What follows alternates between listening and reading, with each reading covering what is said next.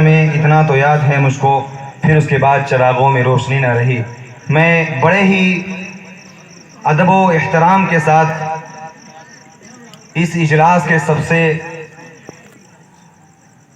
मुअज़्ज़ज़ और सबसे मुकर्रम ख़तीब,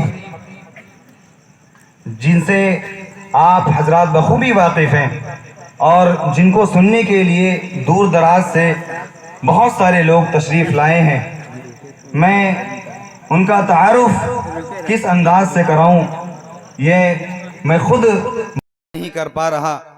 बस मैं अपने टूटे फूटे अंदाज में एक शेर के साथ उनको दावत देता हूं कि साकी शराब जामो सुबू मुतलिबो बहार, सब आ गए हैं बस आपके आने की देर है।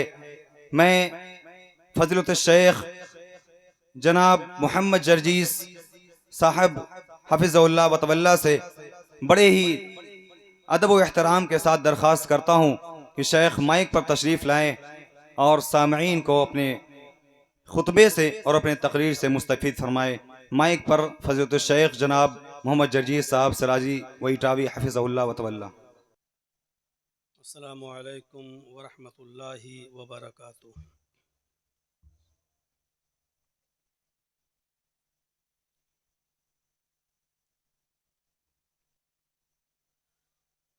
अल्हम्दुलिल्लाह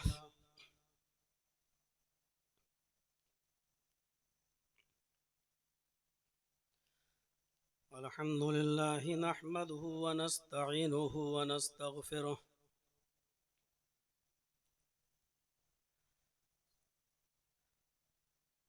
व नऊज़ु बिल्लाहि मिन शुरूरि अनफुसिना व मिन सय्यिआति अअमालिना।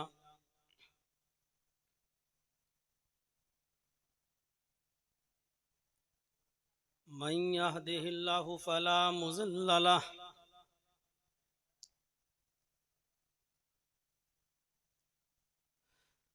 व मन युज़लिल्हु फला हादिय लहु।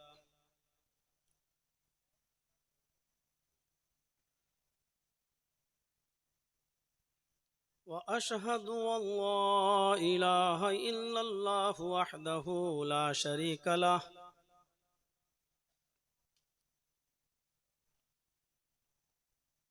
व अशहदु अन्न मुहम्मदन अब्दुहु व रसूलुहु।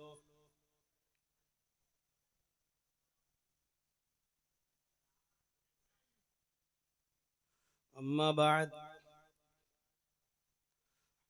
फ़इन्न खैरल हदीस किताबुल्लाह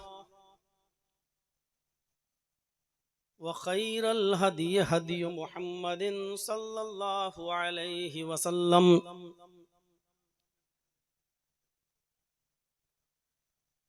व शर्रल उमूरि मुहदसातुहा व कुल्लु मुहदसतिन बिदअह व कुल्लु बिदअतिन ज़लालह व कुल्लु ज़लालतिन फिन्नार।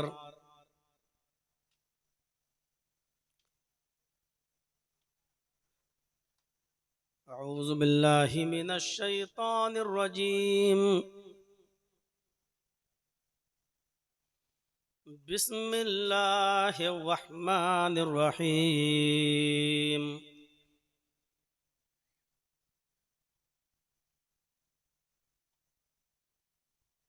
वमा हाज़िहिल हयातुद दुनिया इल्ला मताउल गुरूर।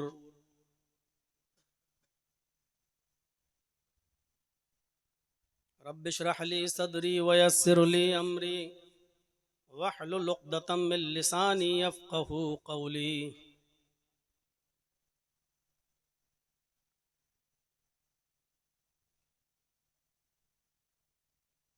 निहायत ही बावक़ार सदर मोहतरम फ़ज़ीलतुश शेख मोहम्मद जुनैद मक्की हफ़िज़हुल्लाह,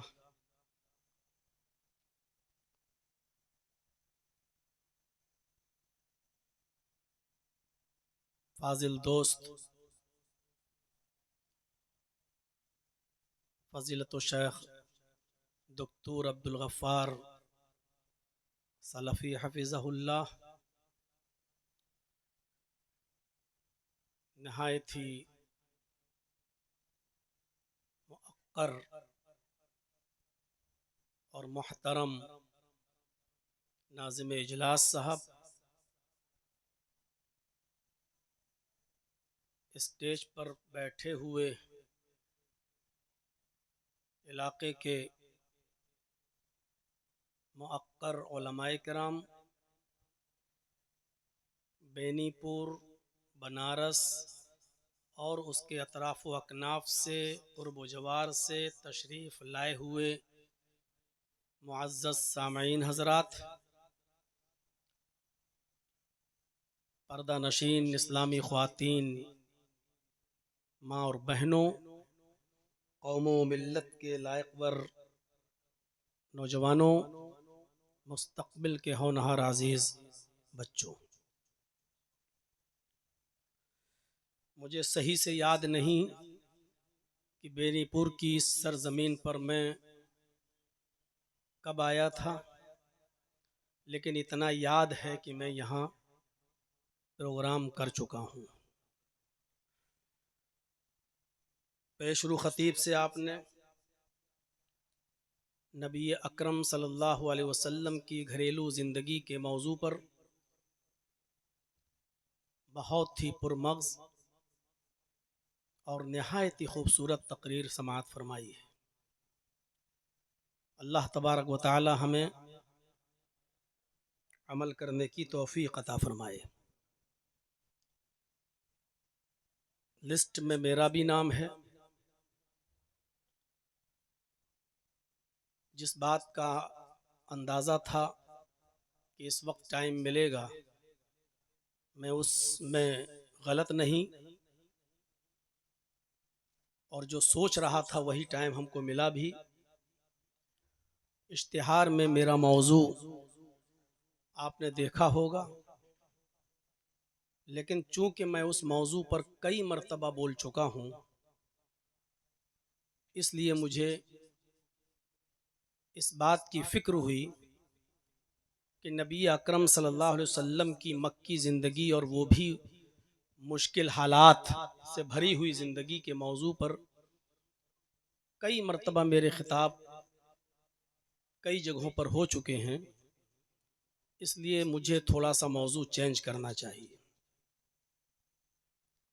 तो इसलिए मैंने अपनी सवाबदीद के मुताबिक, अपनी सहूलत के मुताबिक और मुआशरे की ज़रूरत को देखते हुए जिस मौजू का इंतखाब किया है, वो आयत करीमा मैंने आपके सामने पढ़ दी है। इसमें कोई शक नहीं कि ये दुनिया जिसने बनाई है, दुनिया को चलाने और दुनिया में किस तरीके से रहा जाए, इसके उसूल भी उसी ने बनाए हैं। जब कोई कंपनी कोई गाड़ी निकालती है, तो वही कंपनी उस गाड़ी को चलाने का तरीका भी बताती है, मैनिफेस्टो भी जारी करती है, किताब भी देती है, और ये बताती है कि इस गाड़ी को इस तरीके के मुताबिक चलाया जाए तो ये गाड़ी चलेगी। और अगर आपने हमारे बताए हुए तरीके के मुताबिक इस गाड़ी को नहीं चलाया, तो फिर हमारी कोई गारंटी नहीं। इसी तरीके से अल्लाह तबारक व तआला ने इस दुनिया को बनाया है और हमें इस दुनिया के अंदर पैदा किया है। इस दुनिया को हमें किस हैसियत से देखना है और इस दुनिया से हमें कितना फायदा उठाना है और इस दुनिया को हमें कितनी कद्र मंजिलत देनी है और इस दुनिया से हमें कितना बचना है, दोनों चीजें, कितनी अहमियत देनी है ये भी, और इस दुनिया से हमें कितना बचना है, इज्तिनाब करना है वो भी, इस दुनिया के बनाने वाले ने हमें और आपको बता दिया है। इसीलिए जहां यह कहा कि दुनिया की जिंदगी महज धोखे की जिंदगी है, वहीं उसने ये भी कहा कि दुनिया के अंदर बहुत सी भलाइयां और बहुत सी खूबियां भी हैं।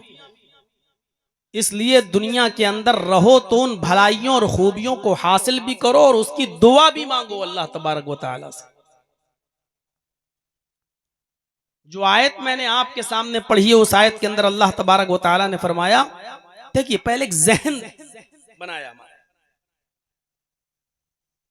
कि कोई चीज दूर से बड़ी खूबसूरत लगती है या हमारी अक्ल और नजर में बहुत अच्छी होती है, लेकिन जब हम करीब में जाकर झांकते हैं और देखते हैं तो वो चीज हमें बहुत ही बुरी और गलत नजर आती है। और फिर जब हम उस गलती को देखते हैं तो शर्मिंदा होते हैं। मसलन फेसबुक पे बात करते हुए, व्हाट्सएप पर बात करते हुए, किसी लड़की से गुफ्तगू करते हुए ताल्लुक कायम हो गया, शादी का रिश्ता भी चलने लगा, बातचीत भी होने लगी, उसने आपका फोटो मांगा, आपने दे दिया, आपने उसका मांगा, उसने भी दे दिया, और वही फोटो देखकर आप दीवाने हो गए, रिश्ता भेज दिया, शादी हुई। शादी के बाद आप अपनी बीवी को देख रहे हैं कि फोटो में हमें जो चीज दिखाई दी ये वैसी तो नहीं है, करीब से देख रहा हूं तो ये तो बहुत ही ज्यादा। अब आप उससे कह रहे हैं, साहब अरे बेगम हमने आपका फोटो मांगा, फोटो में तो कुछ और था। बाद में पता चला कि जो चीज आपको दिख रही थी वो उसकी ओरिजिनल तस्वीर तो थी, लेकिन उसने फिल्टर लगा रखा था। और फिल्टर में तो आप अच्छी तरीके से जानते हैं कि लैला भी बहुत, जो चाहे कितनी काली हो वो भी गोरी हो जाती है। जब आपने उसको करीब से देखा तब आपको पता चला, अरे बाप ये तो क्या हुआ, नजर तो कुछ और आ रहा था और करीब से देखा तो हमारे साथ धोखा हुआ। कुरान बिल्कुल यही मिसाल दे रहा है, वमा हाज़िहिल हयातुद दुनिया इल्ला मताउल गुरूर।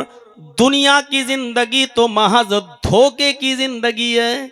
दुनिया की जिंदगी जो तुम्हें बड़ी चकाचौंध की दिखाई देती है, बड़ी खूबसूरत नजर आती है, बड़ी अच्छी नजर आती है, जिसका दिलकश नजारा तुम्हें छू लेता है और इस दुनिया के पीछे तुम पड़े रहते हो, इस दुनिया की चाह में अपने आप को भुला देते हो और पीछे पड़े रहते हो। लेकिन जब करीब से हम इस दुनिया को देखते हैं, इस दुनिया की हकीकत की तरफ जाते हैं तो हमें सिवाय धोखे के कुछ नजर नहीं आता। कुरान की इस आयत को फिर पढ़िए, बार बार पढ़िए और इस दुनिया की चकाचौंध पर नजर डालिए। वमा हाज़िहिल हयातुद दुनिया इल्ला मताउल गुरूर। इस दुनिया की रंगीनियों को देखकर, इस दुनिया की आसाइशो ज़ेबाइश को देखकर, ज़ेबो ज़ीनत को देखकर, खूबसूरती को देखकर लोगों धोखा मत खा जाना।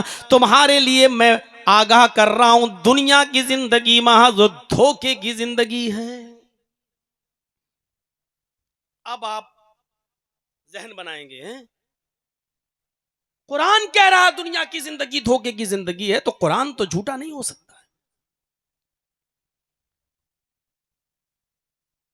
दुनिया को बिल्कुल तर्क कर देने का हुक्म भी नहीं दिया, छोड़ दो एकदम बैठ जाओ अपने घर में, या घर भी छोड़ दो और चले जाओ जंगलों में, यह भी नहीं कहा।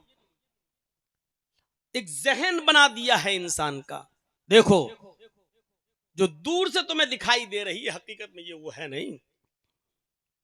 इसलिए सोच लीजिएगा, गौर कर लीजिएगा इस दुनिया पर। एक और जगह अल्लाह तबारक व तआला ने इसी दुनिया की हैसियत को और उसकी हकीकत को हमारे और आपके सामने रखते हुए फरमाया, या अय्युहन्नासु इन्न वअदल्लाहि हक़ फला तगुर्रन्नकुमुल हयातुद दुनिया।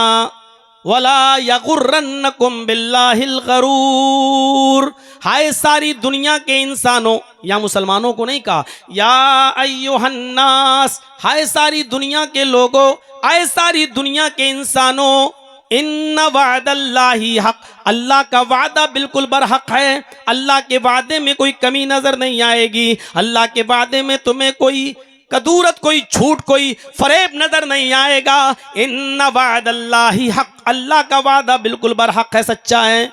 फला तगुर्रन्नकुमुल हयातुद दुनिया, आए लोगों होशियार रहना, तुम्हें दुनिया की जिंदगी कहीं धोखे में न डाल दे। फला तगुर्रन्नकुमुल हयातुद दुनिया, तुम्हें दुनिया की जिंदगी कहीं धोखे में न डाल दे। वला यगुर्रन्नकुम बिल्लाहिल गरूर, और अल्लाह की जात के सिलसिले में कोई शैतान तुम्हें धोखे में न डाल दे, कोई धोखा देने वाला तुम्हें धोखे में न डाल दे। अल्लाह है ही नहीं, अल्लाह होता तो दिखाई नहीं देता। सब कुछ हो रहा है, इतना जुल्म हो रहा है, इतने सितम हो रहे हैं हमारे ऊपर, आखिर अल्लाह होता तो मजलूम की मदद नहीं करता। कहीं ऐसा ना हो कि कोई धोखा देने वाली जात यानी शैतान कहीं अल्लाह के सिलसिले में तुम्हें धोखे में डाल दे। गौर करो कुरान की इस आयत पर।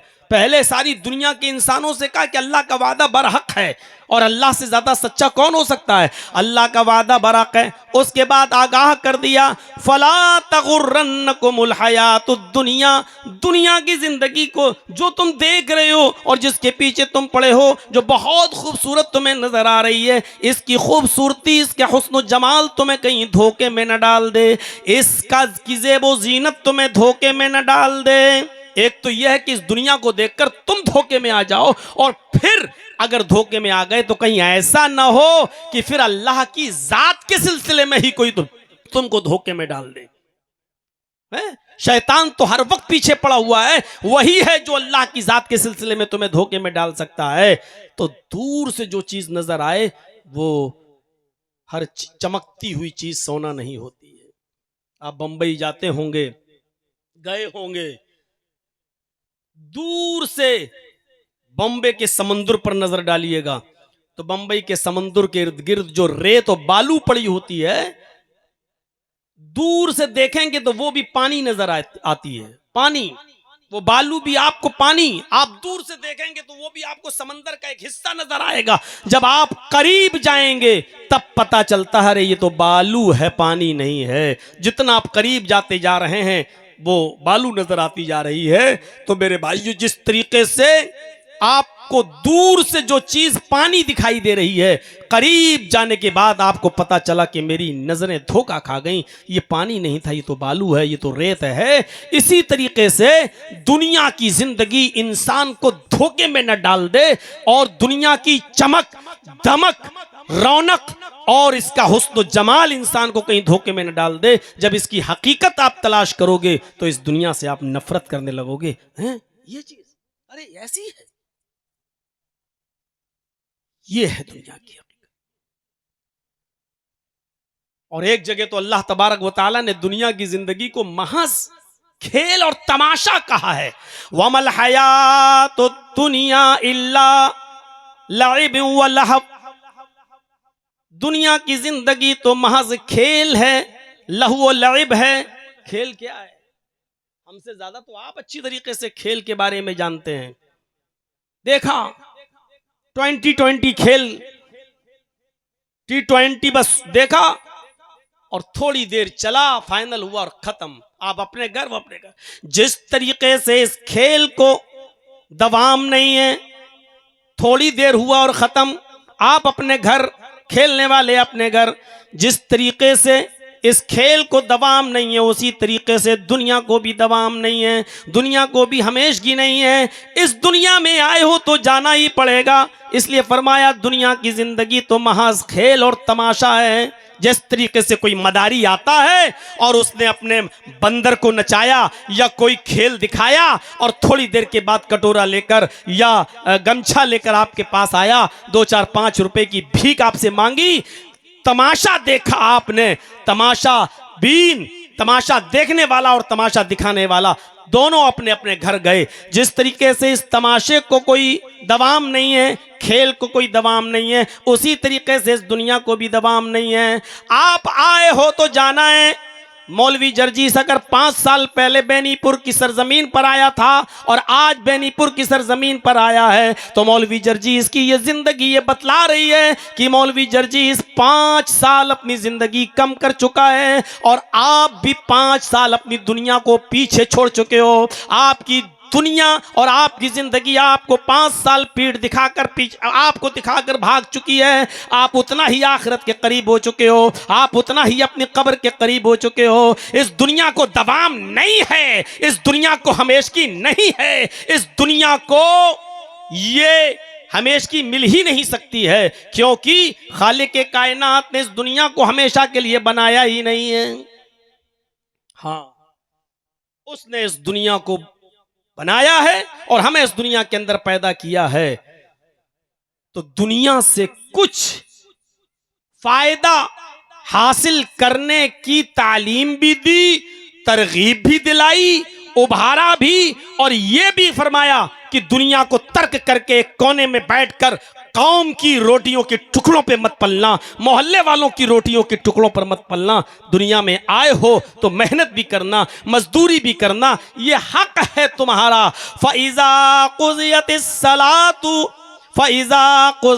सलातु फ़ंतशिरू फ़िल अर्दि वब्तगू मिन फ़ज़लिल्लाह वज़कुरुल्लाह कसीरन लअल्लकुम तुफ़्लिहून। जब जुमे की नमाज अदा कर ली जाए, कितनी जबरदस्त बात कही अल्लाह तबारक व तआला ने।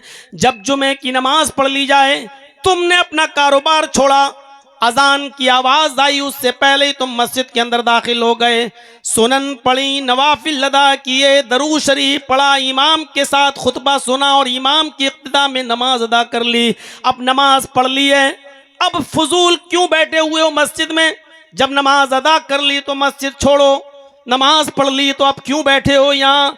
क्यों गप्पे लड़ा रहे हो? क्यों फजूल बातें कर रहे हो? क्यों बकवास में लगे हो? क्यों अपनी चौधराहट जमा रहे हो? चंद लोगों को इकट्ठा करके अब तुम दुनियावी मशागिल में मसरूफ हो गए हो। नहीं नहीं, अब ये दुनियावी बातों में मसरूफ मत होइए। कुरान कहता है जुमे का दिन बड़ी अहमियत का दिन है, बहुत मुबारक दिन है, लेकिन ये पूरा का पूरा दिन भी तुम्हारे लिए इबादत का मैंने मुतय्यन नहीं किया है। अब तुमने दीन तो हासिल कर लिया, अल्लाह का हक तो अदा कर दिया है, अब दुनिया को तलब भी करो, लेकिन उतना ही जितना मैंने बताया है। इस दुनिया को सर पर मत उठा लेना, इस दुनिया को अपनी छाती पर सवार मत कर लेना, इस दुनिया की मोह में इतना लालच मत कर लेना कि इस दुनिया के पीछे पड़ जाओ। जब नमाज अदा कर ली, फ़इज़ा क़ुज़ियतिस सलातु, जब नमाज अदा हो गई, फ़ंतशिरू फ़िल अर्द, तो हमारी बनाई हुई जमीन में फैल जाओ।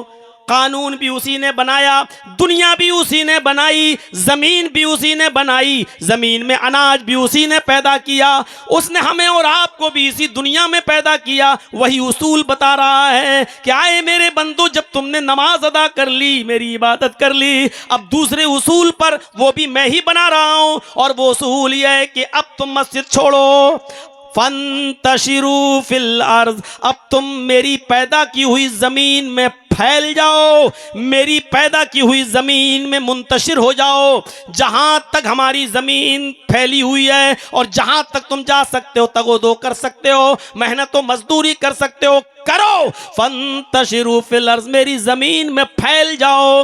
वब्तगू मिन फ़ज़लिल्लाह, अल्लाह का फजल तलाश करो, रिस्क हलाल तलाश करो, रोजी रोटी तलाश करो, हाथ पैर मारो, अपनी बीवी और बच्चों के लिए कमाओ, रिस्क हलाल की तलाश में रहो। इसलिए कि अभी अभी तुम दुआ मांग कर आए हो, अभी अभी नमाज के बाद, नमाज के अंदर तुमने दुआ मांगी है।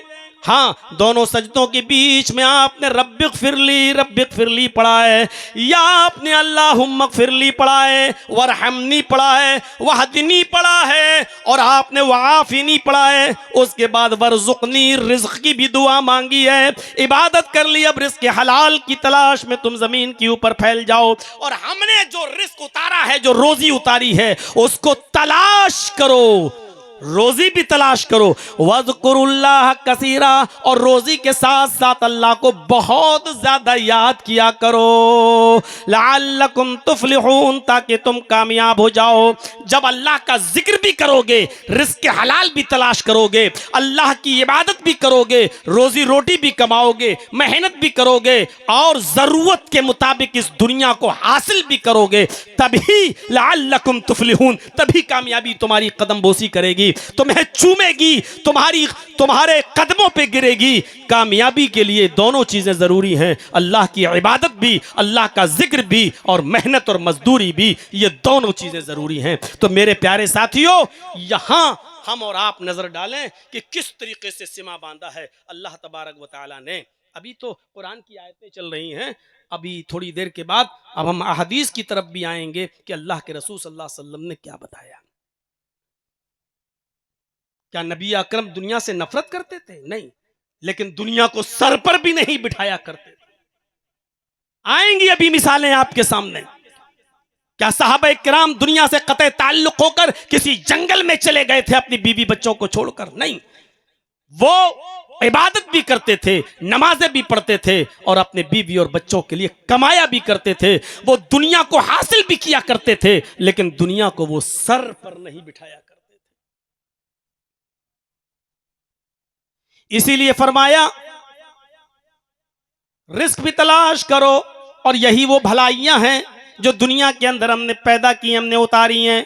इसलिए उठते बैठते चलते फिरते अल्लाह से तरके दुनिया की दुआ मत करो, बल्कि दुनिया की भलाइयों को तलब करने के लिए उसको पुकारते रहो। बल्कि अल्लाह ने ये दुआ भी सिखला दी, मेरे बंदो मेरी बताई हुई इस दुआ को पढ़ो और पढ़ते रहा करो। रब्बना आतिना फिद दुनिया हसनतन व फिल आखिरति हसनतन व क़िना अज़ाबन्नार। रब्बना आतिना फिद दुनिया हसना, आए हमारे रब, दुनिया में जो हसन, जो भलाइयां, जो खैर तूने उतारे वो हमें अता फरमा। वफिल आखिरति हसना, आखिरत के अंदर भी तो अच्छाई के साथ साथ बुराई है, अच्छाई जन्नत और बुराई जहन्नम। मेरे भाइयों, फरमाया कि तुम दुआ मांगो तो आखिरत के अंदर भलाई की दुआ मांगो, आखिरत में भी तो दुनिया ही में ये दुआ मांगो, अय अल्लाह दुनिया में अच्छाइयाँ भी हैं और बुराइयाँ भी हैं, खैर और भलाइयाँ भी हैं और आफात और मुसीबतें भी हैं। अय अल्लाह हमें दुनिया के अंदर अच्छाइयाँ और भलाइयाँ अता फरमा। व फिल आखिरत हसना, आखिरत में भी भलाइयाँ और बुरी चीज यानी जहन्नम दोनों हैं, इसलिए आखिरत के अंदर भी हमें बुरी चीज से बचा, यानी हमें जन्नत अता फरमा, आखिरत में भी हमें भलाई अता फरमा। वक़िना अज़ाबन्नार, और हमें दोज़ख के अजाब से, हमें जहन्नम के अजाब से नजात अता फरमा। यहां नजर डालें, पहली आयत के अंदर अल्लाह रब्बुल आलमीन ने दुनिया की पूरी जिंदगी को कहा धोखा है, मताउल गुरूर, और एक धोखे का सामान है। मैंने जो दूसरी आयत पढ़ी उसमें अल्लाह ने यह कहा कि तुम्हें दुनिया की जिंदगी कहीं धोखे में न डाल दे, फला तगुर्रन्नकुमुल हयातुद दुनिया, धोखे में न डाल दे। और ऐसा ना हो कि यह धोखा इतना बढ़ जाए कि तुम अल्लाह की जात के ताल्लुक से भी धोखे में आ जाओ और शैतान अल्लाह के बारे में भी तुम्हें धोखे में डाल दे। तीसरी आयत मैंने आपके सामने पढ़ी तो उसमें यह बताया गया कि दुनिया की जिंदगी महज खेल और तमाशा है, जैसे खेल और तमाशा बरकरार नहीं रहता है, दुनिया भी बरकरार नहीं रहेगी। चौथी आयत हमने आपके सामने पढ़ी, उसमें यह बताया गया है कि दुनिया के अंदर रहो, हासिल भी करो, दुनिया को तलब भी करो, लेकिन दुनिया में रिस्क भी हासिल करो तो इबादत भी करो। और ये दोनों चीजें, अल्लाह का जिक्र और अल्लाह की इबादत और हुसूल दुनिया, दोनों को जब साथ में लेके चलोगे तो तुम कामयाब हो जाओगे, और कामयाबी तुम्हारे कदम चूमेगी। ये तभी मिलेगा जब जिक्र इलाही को, अल्लाह के जिक्र को और हुसूल दुनिया को, दोनों को साथ में लेके चलोगे। और हमने पांचवी आयत के अंदर अल्लाह तबारक व तआला ने यह फरमाया, दुनिया में अच्छाइयाँ भी हैं बुराइयाँ, लिहाजा दुनिया में अच्छाइयाँ तलब करते रहो और दुनिया में अच्छाइयों के पीछे पड़ो और उसी को हासिल करने की दुआ भी मांगो। लेकिन दुनिया को तलब तो करो, लेकिन दुनिया को महबूब मत बनाओ। अब गौर से सुनिएगा, इस बात को समझ लीजिएगा, दुनिया को चाहो तो जरूरत के तहत, लेकिन दुनिया को महबूब मत बनाओ, क्योंकि महबूब एक ही होता है, महबूब 10 नहीं होते हैं। उसको कहते हैं छिछोरपना, उसको कहते हैं अय्यारियो मक्कारियो अय्याशी के समाधान और रास्ते। महबूब सिर्फ एक होता है। और आपको याद होगा बुखारी शरीफ की हदीस के मुताबिक अल्लाह के नबी जनाब मोहम्मद रसूलुल्लाह सल्लल्लाहु अलैहि वसल्लम ने हजरत अबू बकर सिद्दीक के ताल्लुक से क्या फरमाया था। वो हदीस उठाइए, अल्लाह के नबी जनाब मोहम्मद रसूलुल्लाह सल्लल्लाहु अलैहि वसल्लम फरमाया करते थे, और आपने फरमाया लौ कुन्तु मुत्तखिज़न खलीलन लत्तखज़तु अबा बकरिन खलीला। अगर मैं दुनिया में किसी को खलील बनाता, महबूब, अगर मैं दुनिया में किसी को खलील बनाता, महबूब बनाता, तो मैं किसको बनाता? नबी अकरम जनाब मोहम्मद रसूलुल्लाह सल्लल्लाहु अलैहि वसल्लम ने फरमाया लत्तखज़तु अबा बकरिन खलीला, तो मैं अबू बकर को खलील बनाता, अबू बकर को महबूब बनाता। ये खलील का लफ्ज़ भी बड़ा अजीब है। लोग समझते हैं खलील का मतलब दोस्त है, लेकिन नहीं, खलील ये खिलाल से मुश्तक है। कहते नहीं खिलाल कर लिया, ये खिलाल क्या होता है? कभी कभी आपने अच्छी खासी दावत खाई हो, मौलवियों वाली दावत, अच्छी खासी दावत खाई हो, चिकन मटन सब कुछ रहा हो, तो आप खिलाल पर नजर जरूर डालते हैं, क्योंकि उस वक्त आदमी बड़ी बदएहतियाती से खाता है, क्योंकि वो अपने बाप का माल तो होता नहीं है, इसलिए बड़ी बदएहतियाती से खाता है, तो दांत में कुछ न कुछ फंस ही जाता है। वैसे घर में भी फंस जाता है, ये नहीं कह रहे हैं। जब फंस जाता है तो खिलाल मांगता है, क्योंकि वो चीज जो फंस गई है वो अब आसानी से नहीं निकल रही है। अब लाओ खिलाल। कभी कभी वो खिलाल लकड़ी वाला है तो वो भी टूट जाता है, लेकिन रेशा नहीं निकलता। यानी इतनी अजीब, जो इतना मजबूती से फंस जाए, जो आसानी से न निकले, तब खिलाल की जरूरत पड़ती है। गले में कोई चीज खाते खाते फंस गई, अब ना बाहर आ रही है ना अंदर, अब आप अंदर उंगली डालना, फंसी हुई चीज या तो बाहर ही आ जाए या अंदर ही चली जाए, यह है खिलाल। यानी कोई चीज फंस जाए जो आसानी से ना निकल सके, किसी के भी खींचने से ना खींचे, किसी के भी निकालने से ना निकले, ऐसी चीज को कहते हैं खिल्लत, और उसी से बना है खलील। आए अबू बकर, अल्लाह ने मुझे खलील बना लिया है। अगर अल्लाह ने मुझे खलील ना बनाया होता तो ऐसी मजबूत दोस्ती, ऐसी मजबूत मोहब्बत मैं तुमसे करता। लौ कुन्तु मुत्तखिज़न खलीलन लत्तखज़तु अबा बकरिन खलीला। अगर मुझे अल्लाह ने खलील ना बनाया होता तो फिर मैं आपको, अबू बकर को अपना खलील बनाता। मेरे भाइयों, वो अबू बकर जिनके बारे में अल्लाह के नबी सल्लल्लाहु अलैहि वसल्लम ने फरमाया कि मैंने सबका एहसान अदा कर दिया, लेकिन अबू बकर का एहसान अदा नहीं किया। आपने फरमाया जिनके बारे में कि अबू बकर सिद्दीक जन्नती, आपने जन्नत में जाने का सर्टिफिकेट उनको दिया। वो अबू बकर सिद्दीक कि जिनके बारे में मरजुल मौत में अल्लाह के नबी ने इशारा किया कि अबू बकर को मुसल्ला इमामत पे खड़ा कर दो, ये नमाज पढ़ाएं। हजरत आयशा ने कहा उनका दिल कमजोर है, आपकी जिंदगी में आपके मुसल्ले पर खड़ा नहीं हो सकते, उमर फारूक को खड़ा कर दो।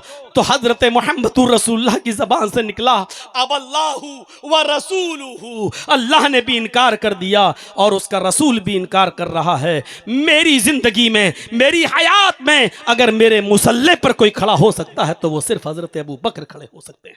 जरा तसव्वुर करो, इतना बड़ा मकाम, इतना बड़ा दर्जा कि आपने कहा मैं कब्र से उठूंगा तो अबू बकर मेरे साथ होंगे। मैं गया, अबू बकर मेरे साथ थे। मैं किसी के घर में दाखिल हुआ तो अबू बकर मेरे साथ थे। मैं निकला तो अबू बकर मेरे साथ थे। मैं कब्र से उठूंगा तो अबू बकर मेरे साथ होंगे। मैं जन्नत में दाखिल होऊंगा तो अबू बकर मेरे साथ होंगे। मैं जन्नत में, मैं मैदान महशर में हौज़े कौसर पे पानी पिलाऊंगा तो अबू बकर मेरे साथ होंगे। इतना गहरा ताल्लुक होने के बावजूद क्या कह रहे हैं?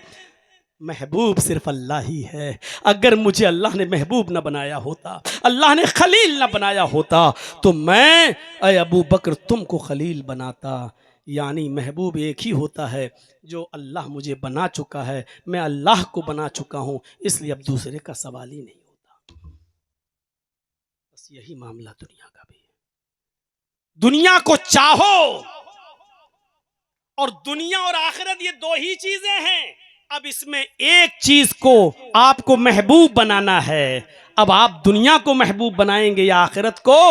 अक्ल से काम ले लो और अपनी अक्ल को दौड़ाओ, क्योंकि महबूब एक ही होता है। अगर आपने दुनिया को महबूब बना लिया तो समझ लो बहुत बड़े नुकसान में हो, और अगर आपने आखिरत को महबूब बनाया है तो दुनिया फिर महबूब नहीं बन सकती है। जैसे खलील महबूब एक ही हो सकता है, दो नहीं, उसी तरीके से दुनिया और आखिरत में महबूब एक ही हो सकता है, दो नहीं। अगर हमारी नजर में आखिरत महबूब है तो दुनिया को सिर्फ खेल और तमाशा समझो, दुनिया को सिर्फ जरूरत के तहत इस्तेमाल करो, दुनिया को सिर्फ वक्त जरूरत इस्तेमाल करो, हर वक्त नहीं। बहुत अच्छी तरीके से आपने समझ लिया होगा कि हमको किसको महबूब बनाना है। इसलिए नबी अकरम सल्लल्लाहु अलैहि वसल्लम ने फरमाया,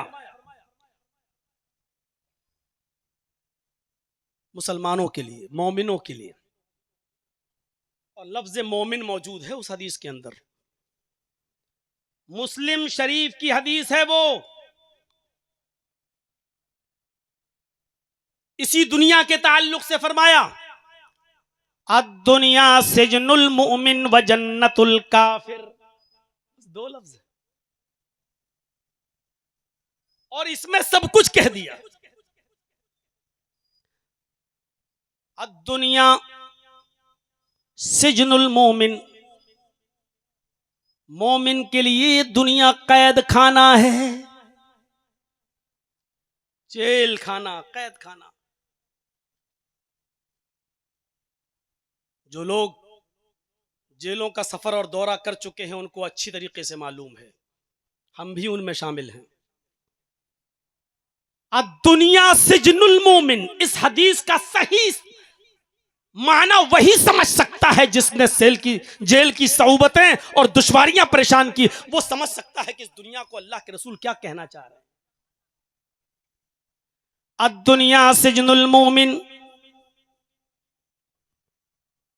और दूसरे लफ्ज पर गौर कीजिए, बहुत मौलवियों से सुनते हैं जन्नत, जन्नत के ऐशो आराम, जन्नत की नहरें, जन्नत के मेवे, जन्नत के फल, और इनसे ज्यादा लुत्फ अंदोज होते हैं जन्नत की हूरों का तस्करा सुन सुनकर। हमारे जहन में बैठी हुई है, और जन्नत की नेमतों का असल तसव्वुर तो हमारा दिमाग कर ही नहीं सकता। हमारे पास उतना दिमाग है ही नहीं कि जन्नत की नेमतों का सही तसव्वुर कर सके। हमारी आंखों में वो ताकत है ही नहीं जो जन्नत की नेमतें देख सके। फरमाया जन्नत में ऐसी नेमतें होंगी तुम्हारी आंखों ने देखा नहीं होगा, तुम्हारे कानों ने सुना नहीं होगा, तुम्हारे दिमागों जहनों में उन नेमतों का कभी तसव्वुर भी नहीं गया होगा। इंसान के छोटा सा दिमाग, इंसान की महदूद नजर, इंसान के महदूद कानों की समाअत जन्नत की नेमतों के बारे में न तो सुन सकती है, न एहसास कर सकती है, न दिमाग में सोच सकती है। बस थोड़ा सा सुन लो, नहरें ऐसी होंगी, पानी ऐसा होगा, इतना मीठा होगा, इतनी बड़ी जन्नत होगी कि एक मामूली जन्नती इंसान को जिसने सबसे कम नेकियां की होंगी और जन्नत मिल गई होगी तो उसको भी इतनी जगह मिलेगी कि वो एक घोड़े पर बैठकर सफर करे तो 100 साल के बाद घोड़ा जहां रुकेगा नॉन स्टॉप चलने के बाद जहां रुकेगा, इतनी जगह होगी उस आदमी के लिए जिसने दुनिया में सबसे कम नेकियां की होंगी और वो जन्नत में चला गया होगा। बस तसव्वुर करते रहो। अब तसव्वुर ये भी करो कि एक घोड़े पर हम आज बैठे और 100 साल तक दौड़ता रहे और चलता रहे और कहीं ना रुके, ना खाने के लिए, ना पीने के लिए, ना पेशाब के लिए, ना लेटरिन और बाथरूम के लिए। 100 साल के बाद कहां रुकेगा वो, कितनी, और ये एक इंसान को, एक मोमिन को इतनी जगह मिलेगी। मेरे भाइयों जरा तसव्वुर करें, आप, हमारा दिमाग काम नहीं कर सकता है कि फिर सबसे आला दर्जे के मोमिन को क्या मकाम मिलेगा, कितनी बड़ी होगी जन्नत, हमारा जहन काम ही नहीं कर सकता, ना वहां तक पहुंच सकता है। लेकिन सुनो, अल्लाह कहता है जन्नतुल काफिर, ये दुनिया काफिरों के लिए जन्नत है। जन्नत के जिन ऐशो आराम के बारे में तुम्हारी आंखें इस वक्त देखती हैं और तुम्हारे अज़ान और कुलूब सोचते हैं ये दुनिया में काफिरों के लिए है, ये मत देखो। कितने लोग ऐसे हैं, मौलाना साहब 5 टाइम की नमाज भी पढ़ते हैं, रोजा भी रखते हैं, हज भी करते हैं, फिर भी परेशान है। देखिए अल्लाह सुनता ही नहीं हमारी। इस हदीस पर गौर करो, देखो काफिरों को क्या मिल रहा है। अरे अल्लामा इकबाल ने भी तो यही शिकवा किया था, काफिरों को मिले, काफिर को मिले हूर व कसूर और मुसलमान को फकत वादे हूर। यानी अल्लाह ये तेरा कैसा इंसाफ है कि काफिर को तो इस दुनिया में हूर व कसूर यानी खूबसूरत लड़की भी मिल जाए, बीवी भी मिल जाए, बेहतरीन और आलीशान मकान भी मिल जाए, बिल्डिंग भी मिल जाए, बंगलो भी मिल जाए, और मुसलमान को क्या, मरोगे तो हूर मिलेगी, मुसलमान को फकत वादे हूर। अल्लामा इकबाल ने शिकवा में ये बात कही, फिर जवाबे शिकवा में इसका जवाब भी दिया, मुस्लिम आई हुआ काफिर तो मिले हूर व कसूर। मुस्लिम आई हुआ काफिर यानी इस्लाम के जो कानून हैं उसको जब काफिरों ने अपनाया तो उसको इस दुनिया ही में जन्नत मिल गई, इस दुनिया में हूर व कसूर मिल गए। मुस्लिम आई हुआ काफिर तो मिले हूर व कसूर, तुम में कोई हूरों का चाहने वाला ही नहीं, जलवे तूर तो मौजूद है मगर मूसा ही नहीं। मेरे भाइयों, दुनिया सिजनुल मोमिन के लफ्ज़ पर गौर करो, ये दुनिया मोमिन के लिए कैद खाना है। मुसलमानों, ये अल्लाह की बहुत बड़ी नेमत है जो उसने हमें और आपको ईमान की दौलत से माला माल किया है। ये अल्लाह की बहुत बड़ी दौलत है कि उसने हमें ईमान की दौलत से माला माल किया है। हम मोमिन हैं। अब हम समझ लें कि मोमिन है तो फिर सुन लो, जिस तरीके से कैद खाने के अंदर, जिस तरीके से जेल खाने के अंदर, जिस तरीके से हमारे ऊपर परेशानियां आती हैं, आपको भी इस दुनिया में परेशानियां उठाना पड़ेंगी, आपको भी मुसीबतों के पहाड़ अपने सरों पर झेलना पड़ेंगे। अगर इस दुनिया को कैद खाना समझकर इस दुनिया में रहना पसंद करते हो तो मोमिन कहलाओ। अगर मोमिन बनना चाहते हो तो इस दुनिया को कैद खाना समझ लो और कैद की तरह, जेल की तरह परेशानियां उठाने की आदत डालो, तब तो तुम अपने ईमान को बचा सकते हो, वरना बहुत मुश्किल है। इस दुनिया को फिर आप सही तरीके से नहीं पा सकते हो। फिर तो यही होगा, परेशानी कौन उठाए, इतनी ऐशो आराम की चीजें हैं, क्या परेशानी उठाएंगे। एसी चल रही है, ठंडी हवा आ रही है, सख्त गर्मी है बाहर, है 50 क्रॉस कर चुकी है गर्मी। अब हम कैसे जाएं जोहर की नमाज पढ़ने के लिए, धूप में हम कैसा चलें। अब आपको परेशानियां उठाना पड़ेंगी। ये सोच लीजिए कि जेल के अंदर हमें एसी नहीं मिलता है, एयर कंडीशन नहीं मिलता है, वहाँ पंखे भी ऐसे ही होते हैं मामूली अंदाज के, और वो भी अगर ख़राब हो जाए तो कैदी लोग अपने चंदे से पंखा लगाएं। आपको जेल खाने की तरफ से कोई पंखा नहीं लगाया जाएगा। चंद कैदी मिल जाएं तो पैसा जमा करके अपना पंखा लगा लें।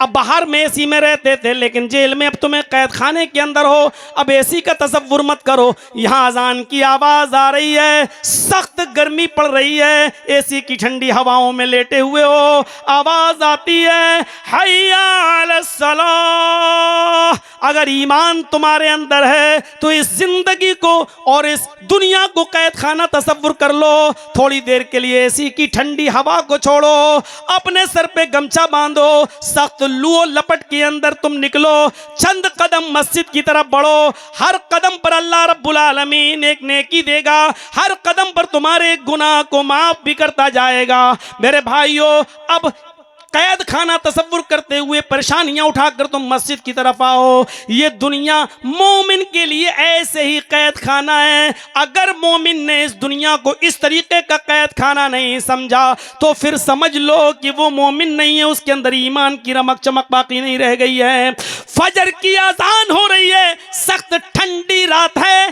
बाहर कोहरा छाया हुआ है, कंबल और ब्लैंकेट या लिहाफ ओढ़कर हम सो रहे हैं। हम लिहाफ के ऊपर से सर भी नहीं खोलते हैं, लिहाफ सर के ऊपर से भी हटाने के लिए तैयार नहीं है। ऐसे ही में आवाज आती है, अस्सलातु खैरुम मिनन नौम, नींद से बेहतर नमाज है, उठ जाओ। अब थोड़ी देर के लिए इस दुनिया को कैद खाना तसव्वुर कर लो, चाहे कितनी सर्दी पड़ती हो, आपको 4:30 या 5 बजे जेल में उठा दिया जाएगा, आपको गिनती के लिए बाहर खड़ा किया जाएगा, आपको कंबल ओढ़ के जाना हो, चादर ओढ़ के जाना हो, लेकिन अपना कंबल छोड़कर, अपना रूम छोड़कर, अपना सब कुछ छोड़कर आपको गिनती के लिए वहां हाजिर होना पड़ेगा। वहां आपको किसी की नहीं चलती है, वहां आपको हाजिरी देना ही देना पड़ती है। बस इस दुनिया को भी कैद खाना तसव्वुर कर लो, अपना घर मकान छोड़कर, अपनी बिल्डिंग छोड़कर, अपना लिहाफ कुर्बान करके मस्जिद की तरफ चले जाओ। ये दुनिया इसी तरीके का कैद खाना है मोमिन के लिए। अगर आप मोमिन हैं तो ये तौबत तो बर्दाश्त करनी पड़ेगी, ये तकलीफ तो बर्दाश्त करना पड़ेगी, तभी ईमान अगर बचा सकते हो तो। और अगर नहीं बचाना चाहो तो जाओ, लगाओ गोता किसी अय्याशी और मक्कारी के मकाम पर और फ्री में जहन्नम का टिकट खरीद लो। बहुत आसान है मेरे भाइयों, जहन्नम कदम कदम पर इस दुनिया में मौजूद है, इसलिए कि दुनिया काफिर के लिए जन्नत है, मोमिन के लिए कैद खाना है। इन दो जुमलों में कितनी बड़ी बात कह दी नबी अकरम जनाब मोहम्मद रसूलुल्लाह सल्लल्लाहु अलैहि वसल्लम ने, अद्दुनिया सिजनुल मोमिन व जन्नतुल काफिर।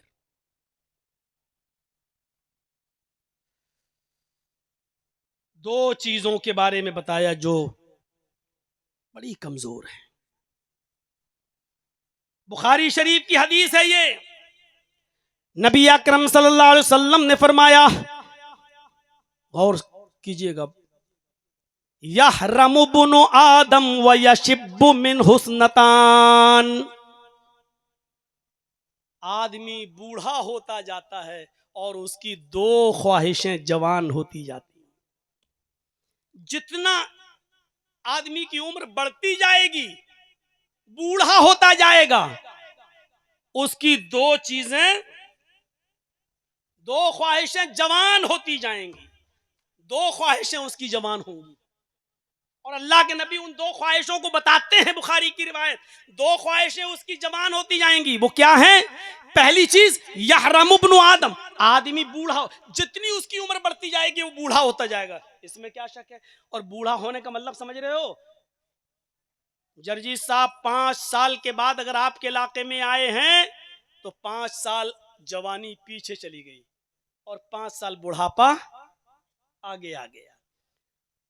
यहरमु इब्नु आदम, इब्ने आदम बूढ़ा होता जाता है, आदम का बेटा इंसान बूढ़ा होता जाता है।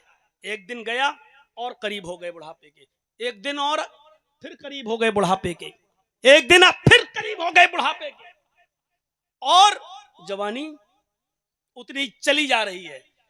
और जितना बूढ़ा होता जा रहा है, दो ख्वाहिशें उसकी जवान होती जा रही हैं। और गौर कीजिएगा, ये दो ख्वाहिशें जवान होती हैं कि नहीं होती हैं? आपने फरमाया यशिब्बु मिन हुस्नतान, दो चीजें उसकी जवान होती जाती हैं। पहली चीज अल हिर्सु अलल माल, जितना बूढ़ा होता जाएगा माल का लालच उतना ही बढ़ता जाएगा।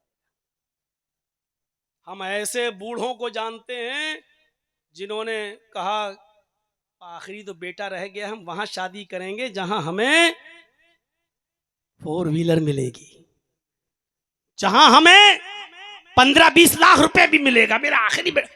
खुद कब्र में 80 साल का बुढ़ा कब मर जाए पता नहीं, लेकिन उसकी ये ख्वाहिश जवान होती जा रही है। अल हिर्सु अलल माल, पहली चीज वो माल दौलत का हरीस होता जाएगा और चाहेगा कि और आ जाए।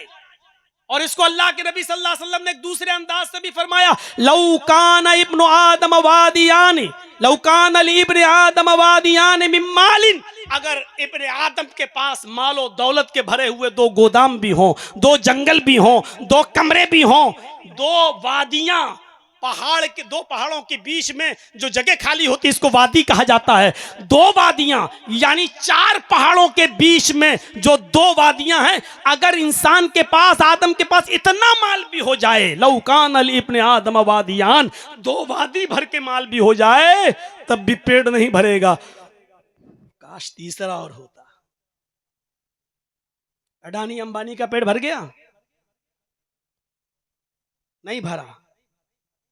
ये और मिल जाए, ये और मिल जाए, कुछ नहीं तो आप किसानों की जमीन ही मिल जाए, पेट नहीं भर सकता। और जीती जागती मिसाल है, आप अपने हिंदुस्तान के अंदर भी अमीरों की मिसालें उठा सकते हो। इंसान जितना आगे बढ़ता जाता है, उम्र बढ़ती जाती है, बुढ़ापा आता जाता है, उसकी ख्वाहिशें, 2 ख्वाहिशें भी बढ़ती जाती हैं। पहली ख्वाहिश अल हिर्सु अलल माल वल हिर्सु अलल उम्र, और दूसरी चीज काश 2-3 साल और मिल जाएं। लीवर खराब, काश 2-3 साल और मिल जाएं। कैंसर का मरीज, इतना और मिल जाए कि मैं अपनी आखिरी बेटी की शादी कर दूं। छोटी है वो 12 साल की, 13 साल की, अभी 18 साल होने में उसको 5 साल 6 साल हैं हिंदुस्तान के कानून के मुताबिक। उसकी जिंदगी 5 साल तक नहीं है। डॉक्टर कह चुके हैं बस खिदमत करो, जो खाने को बोले खिलाओ। अब वो 15-20 दिन और जिएगा। इस मरने वाले की, इस उम्र रसीदा की मेरे भाई ख्वाहिश होगी थोड़ी सी उम्र और मिल जाए। बुखारी शरीफ की हदीस के अल्फाज, माल और दौलत की हिर्स, यही तो है जिस हमने आपने माल और दौलत को महबूब बना लिया है। जबकि महबूब एक चीज होती है, आखिरत को महबूब बनाओ। जैसे अल्लाह के रसूल ने अल्लाह को महबूब बनाया, जबकि अहमियत अबू बकर सिद्दीक की कम नहीं थी। मिसालें दे दी मैंने आपके सामने। तो मेरे प्यारे साथियों, 2 चीजें बड़ी कमजोर हैं। क्या है? माल और दौलत की हिर्स और उम्र की हिर्स। एक और हदीस दिल चाहता सुनाऊं। यह हदीस भी मेरे भाइयों बुखारी शरीफ के अंदर आपको मिलेगी। नबी अकरम जनाब मोहम्मद रसूलुल्लाह सल्लल्लाहु अलैहि वसल्लम ने फरमाया, सुनिए, इरतहालत दुनिया मुदबिरतन वक़बलतिल आखिरतु वरतहालतिल आखिरतु मुक़बिलतन वलिकुल्लि वाहिदिम मिनहुमा बनून। दुनिया तुम्हें पीठ दिखाकर भाग रही है। इरतहालत दुनिया मुदबिरतन, दुनिया तुम्हें पीठ दिखाकर भाग रही है। वरतहलतिल आखिरतु मुक़बिलतन, और आखिरत तुम्हारे सामने आ रही है। दुनिया पीछे छोड़ रही है और आखिरत सामने आ रही है, और आप पीछे, जो आपको पीछे छोड़ रही है उसके पीछे भाग रहे हो। अरे मौलवी जर्जीस जैसा एक मामूली इंसान ये सोचता है कि तुम इतना हमसे कटोगे तो हम तुमसे इतना कटेंगे, तुम हमसे एक हाथ, एक बालिश्त दूर भागोगे, हम तो तुमसे एक हाथ दूर भागेंगे, तुम हमें पीठ दिखाओगे तो हम तो तुम्हें, तुम्हारी शक्ल तक देखना गवारा नहीं करेंगे। एक मामूली इंसान के अंदर भी इतनी नज़ाकत होती है कि वो ये सोचता है कि तू हमें पीठ दिखा रहा है, तो हमसे बात करने के लिए तैयार नहीं, तो मैं तेरे मुंह क्यों लगूं। मेरे भाइयों जरा गौर करो, दुनिया पीठ दिखा रही है और हम इसी दुनिया के पीछे पड़ रहे हैं। दुनिया हमें मुंह लगाने के लिए तैयार नहीं है और हम दुनिया के पीछे पड़ रहे हैं। फरमाया इरतहलत दुनिया मुदबिरतन, ये दुनिया पीठ दिखाकर भाग रही है। मौलवी जर्जीस की पहली तकरीर 17 साल की उम्र में मऊ के सोनिया वाड़े के मैदान में हुई थी। गौर कीजिए आप, जब 17 साल की उम्र में मौलवी जर्जीस की पहली तकरीर सोनिया वाड़े के मैदान में हुई है, उसके बाद फिर हम आगे बढ़े और आज 17 साल के बाद से लेकर अब कितने साल का अरसा गुजर चुका है। ये दुनिया मौलवी जर्जीस को इतने साल पीठ दिखाकर भाग चुकी है। जिन लोगों ने सोनिया वाड़े की तकरीर उतने साल पहले सुनी थी, आज उनका हाल क्या है। कितने बच्चों के वो बाप बन चुके हैं और कितनी बेटियों की वो शादी करा के नाना भी बन चुके हैं, दादा भी बन चुके हैं। मेरे भाइयों, दुनिया उनको इतना ही पीठ दिखा चुकी है, लेकिन इसके बावजूद हम उसी दुनिया के पीछे पड़े हुए हैं। जो दुनिया हमें पीठ दिखा रही है, हमसे भागना चाहती है और हम उसी के पीछे पड़े हुए हैं। वर्तहलतिल आखिरतु मुक़बिलतन, और आखिरत हमारे सामने आ रही है। जितना हम दुनिया पीठ दिखा के भाग रही है, उतना ही आखिरत हमारे करीब आ रही है।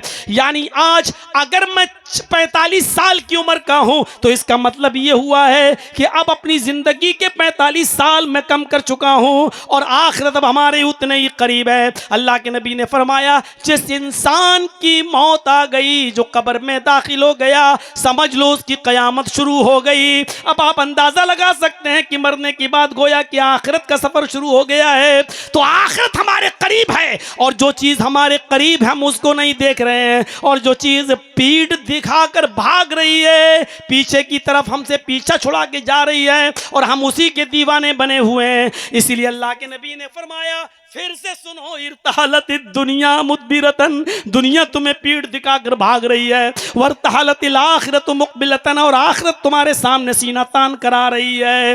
वलिकुल्लि वाहिदतिन मिनहुमा बनून, दुनिया और आखिरत दोनों में से हर एक की औलादें, हर एक के बच्चे हैं। दुनिया की भी औलादें, आखिरत की भी औलादें। दुनिया के भी बेटे हैं, आखिरत के भी बेटे हैं। दुनिया के भी बच्चे हैं, आखिरत के भी बच्चे हैं।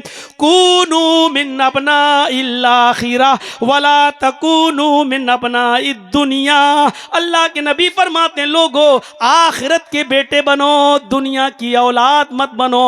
आखिरत के बच्चे बनो, आखिरत के बेटे बनो, दुनिया की औलाद में शामिल मत हो जाओ, दुनिया के बेटा मत बनो। यानी औलाद भी दो किस्म की होती है, एक आवारा नालायक और एक फर्मा बरदार। हर आदमी चाहता है कि मेरी औलाद फर्मा बरदार हो, तो यही तो कहा जाएगा, फर्मा बरदार बनो, ना फरमान मत बनो। इसी तरीके से अल्लाह के नबी कहते हैं, आखिरत की औलाद बनो क्योंकि वो नेक है। वला तकूनु मिन अबनाइल वला तकूनु मिन अबनाइद दुनिया, तुम दुनिया के बेटे मत बनो, दुनिया की औलाद मत बनो, इसलिए कि ये तुम्हें नाकारा बना देगी, ये तुम्हें अय्याशी के रास्ते पे ले जाएगी, तुम्हारा सब कुछ बेड़ा गर्क कर देगी।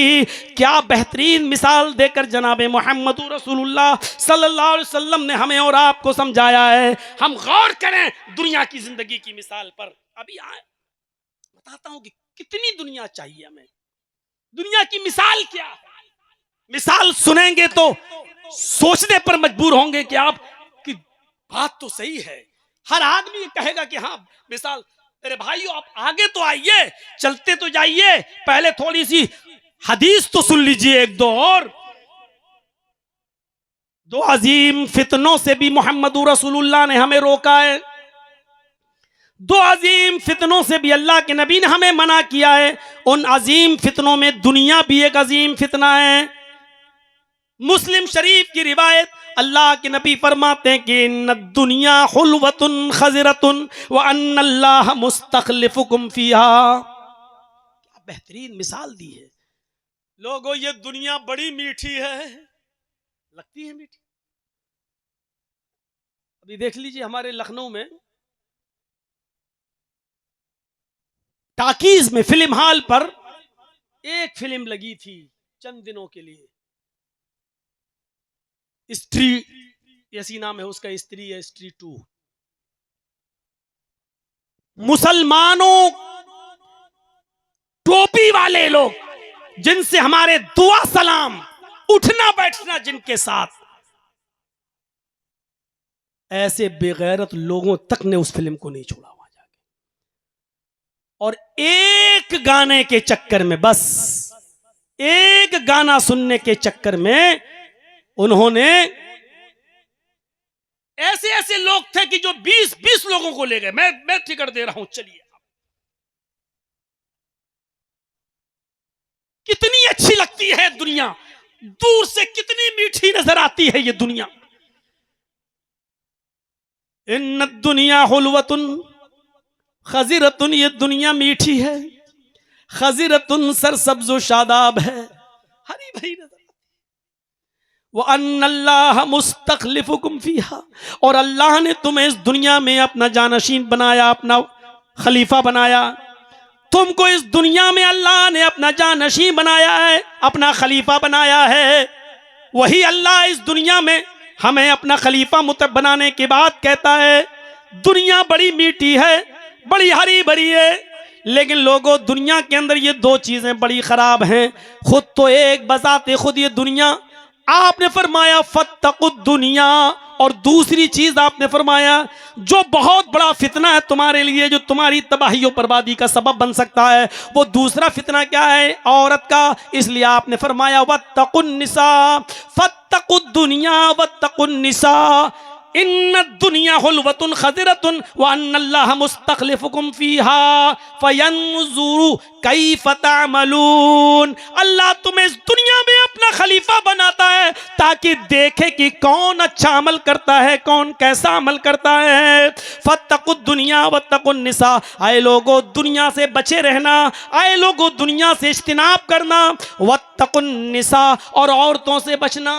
औरतें कह रही होंगी हम में क्या जंग लगी है जो हमसे बचना है? हम में कौन सी बुराई है जो हमसे बचना? अरे जो तुम सोच रही हो, नबी अकरम की बीवी थी खदीजा, जो नबी पर अपनी जान छिड़कती थी। नबी की बीवी आयशा भी थी जो उम्र में बहुत कम थी, लेकिन वो भी नबी अकरम पर अपना जान छिड़कती थी।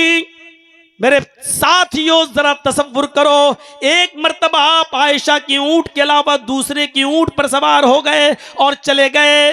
हजरत आयशा को ये समझ नहीं पाए कि ये किसका ऊंट है, बुखारी की रिवायत के मुताबिक। और जब हजरत आयशा को पता चला कि मेरा ऊंट समझकर अल्लाह के नबी मेरी दूसरी सौतन की ऊंट पर बैठकर चले गए, आपको पता नहीं चल सका। इतनी देर की जुदाई हजरत आयशा बर्दाश्त नहीं कर सकी। एक बियाबान खेत में जाती हैं, घास में जाती हैं और अपना पैर इस खिर घास में डाल देती हैं और कहती हैं आए मेरे परवरदिगार सल्लित अलैया करबन, आए अल्लाह कोई बिच्छू इस खेत के अंदर मुसल्लत फरमा दे, तल दिगुनी, जो मुझे डस ले, जो मुझे काट ले, मैं उसके जहर से मर जाना पसंद कर लूंगी, लेकिन नबी अकरम की ये जुदाई बर्दाश्त नहीं कर सकती।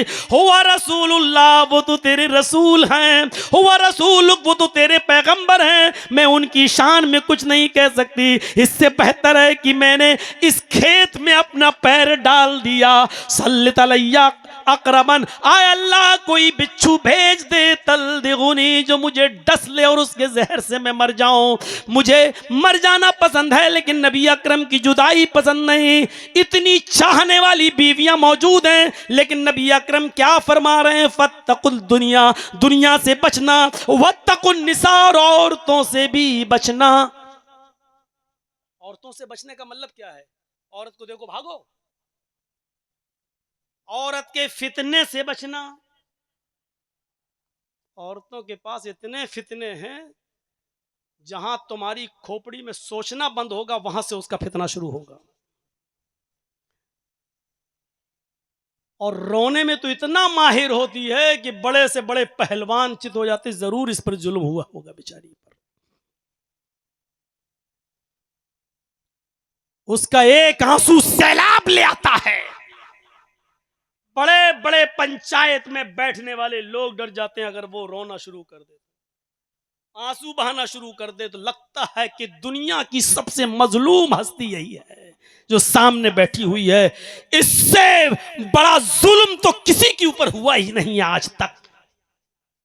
लेकिन अल्लाह के नबी कहते हैं फत्तकुद दुनिया वत्तकुन निसा, दुनिया से बचना मतलब दुनिया के फितनों से बचना, और वत्तकुन निसा, औरत से बचना नहीं, औरतों के फितने से बचना। फिर आपने एक मिसाल दी, फ़इन्ना अव्वल फितनत बनी इसराइल कानत फिन्निसा, तुमसे पहले भी एक कौम थी बनी इसराइल की, उस बनी इसराइल की वो कौम को भी औरत के फितने ने तबाह किया है।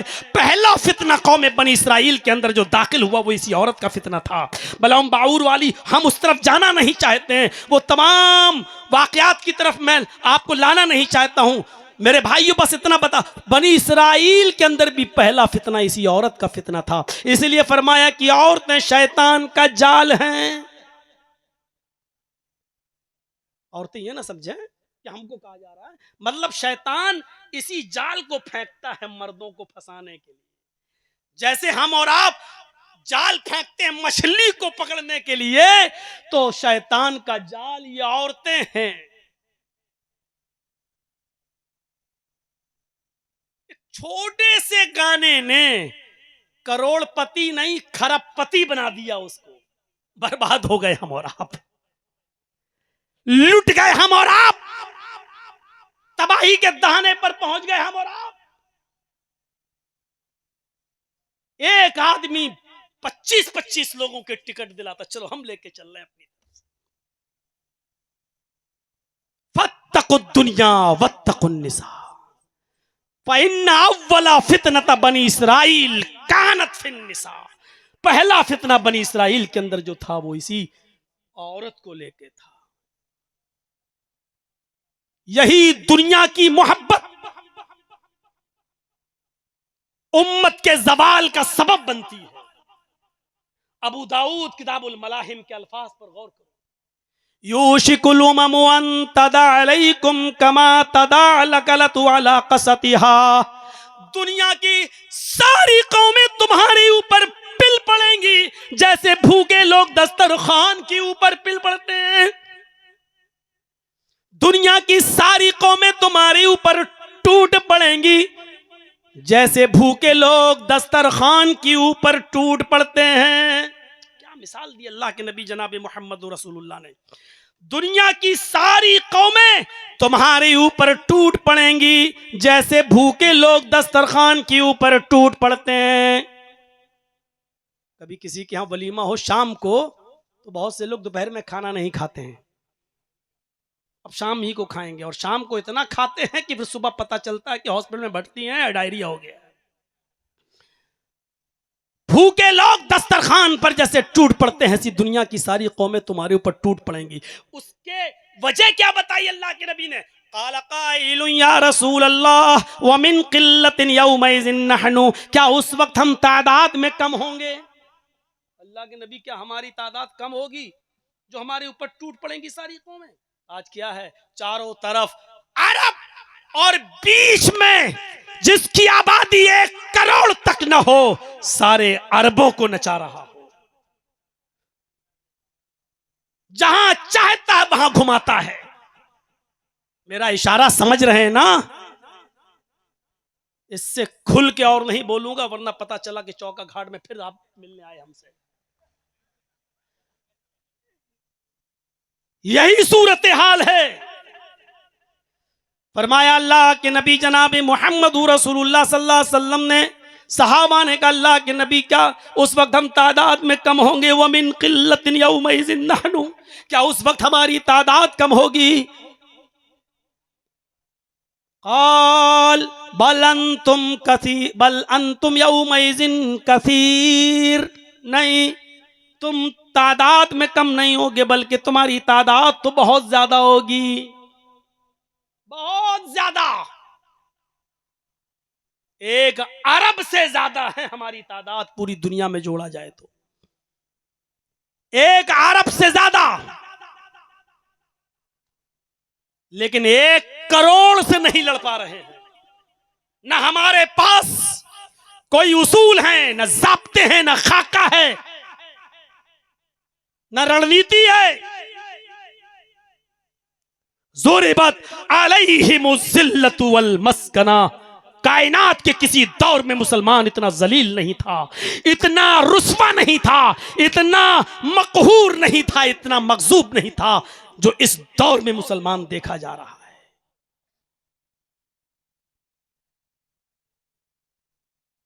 उस वक्त तादाद में तुम कम नहीं होगे, तुम्हारी तादाद बहुत ज्यादा होगी।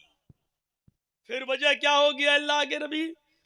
फिर हमारे ऊपर दुनिया की सारी कौमें क्यों टूट पड़ेंगी? हमें क्यों नचाएंगी?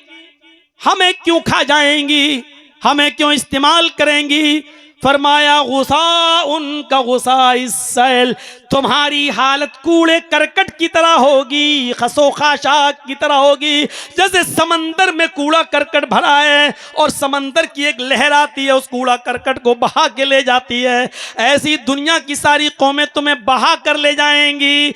कोई हैसियत नहीं, तादाद में तुम बहुत ज्यादा होगे। जैसे समंदर में पड़ा हुआ कूड़ा करकट खसो खाशाक बहुत ज्यादा होता है, ऐसे ही तुम्हारा तादाद भी तुम्हारी बहुत ज्यादा होगी। लेकिन समंदर की लहरें कूड़े करकट को खसो खाशाक को जहां ले जाना चाहती हैं ले जाती हैं, ऐसे ही दुनिया की सारी कौमें तुम्हें नचाएंगी, जहां चाहेंगी इस्तेमाल करेंगी, जैसे चाहेंगी। गुस्सा उनका गुस्सा इस सैल, वला यंज़िअन्नल्लाहु मिन सुदूर अदुव्विकुमुल महाबा, तुम्हारे ऊपर दुनिया की सारी कौमें इसलिए टूट पड़ेंगी क्योंकि तुम्हारा रोब व दबदबा जो काफिरों के दिलों पर बैठा हुआ है वो अल्लाह ताला निकाल देगा। काफिरों के दिलों से तुम्हारा रोब व दबदबा निकल जाएगा। देख लीजिए, एक जालिम मुल्क इजराइल का जो मुसलमानों का रोब दबदबा होना चाहिए, जो अरब मुल्कों का रोब दबदबा होना चाहिए, एक तरफ शाम है, एक तरफ लबनान है, इधर ईरान है, इधर ये है, इधर वो है, सारी चीजें बीच में फंसा हुआ जैसे 32 दांतों के बीच में जबान। लेकिन इसके बावजूद मेरे भाइयों, अरबों का रोब दबदबा, मुसलमानों का रोब दबदबा उसके अंदर से निकल चुका है, कोई खौफ नहीं है। वाला इस पेशीन गोई को तो अल्लाह के नबी ने 1400 साल पहले ही बयान कर दिया था। वाला यंज़िअन्नल्लाहु मिन सुदूर अदुव्विकुमुल महाबा, अल्लाह रब्बुल आलमीन काफिरों के दिलों से तुम्हारा रोबो दबदबा निकाल देगा। वाला यग़ज़िफ़न्नल्लाहु फी क़ुलूबिकुमुल वहन, और अल्लाह रब्बुल आलमीन तुम्हारे दिलों के अंदर वहन पैदा कर देगा, तुम्हारे दिलों में कमजोरी पैदा कर देगा, वहन पैदा कर देगा। सहाबाए किराम ने ये लफ्ज पहली बार सुना था, वहन, कमजोरी। अल्लाह के नबी ये क्या है, अल्लाह वहन पैदा कर देगा, ये क्या है? मल बहनु या रसूल अल्लाह, आय अल्लाह के नबी कैसी कमजोरी हमारे दिल में पैदा कर देगा? आय अल्लाह के नबी वहन क्या है, ये कौन सी कमजोरी है? फरमाया, जानते हो जिन चीजों की वजह से ये होगा वो 2 चीजें हैं, वही सबसे बड़ी तुम्हारी कमजोरी होगी, और इन्हीं दोनों कमजोरियों की वजह से दुनिया की सारी कौमें तुम्हारे ऊपर टूट पड़ेंगी।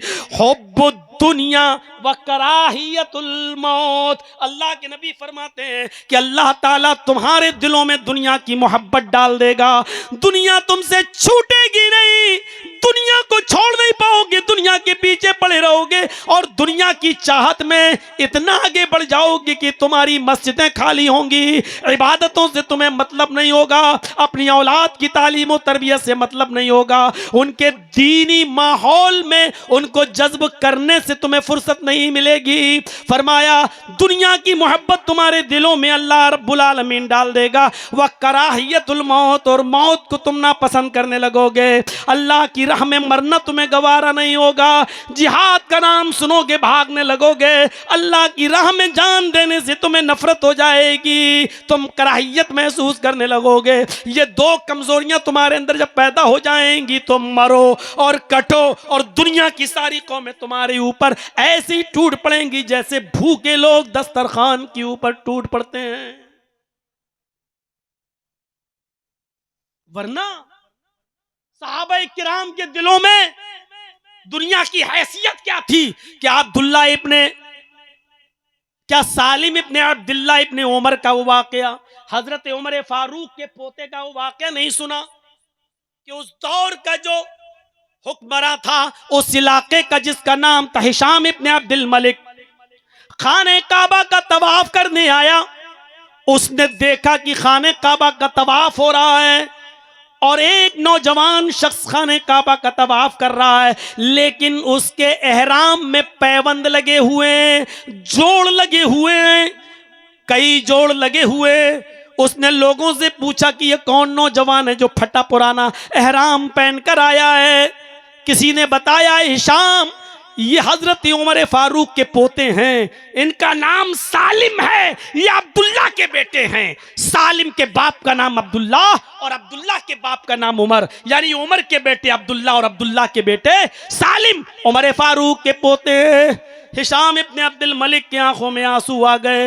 अल्लाह, 22 लाख मुरब्बा मील पर हुकूमत करने वाली शख्सियत का पोता उमर, तुम कुछ कमा कर नहीं गए, दुनिया से कुछ लेकर नहीं गए, तुम्हारे पोते का यह हाल है, तुमने अपने बेटे तक को कुछ नहीं दिया।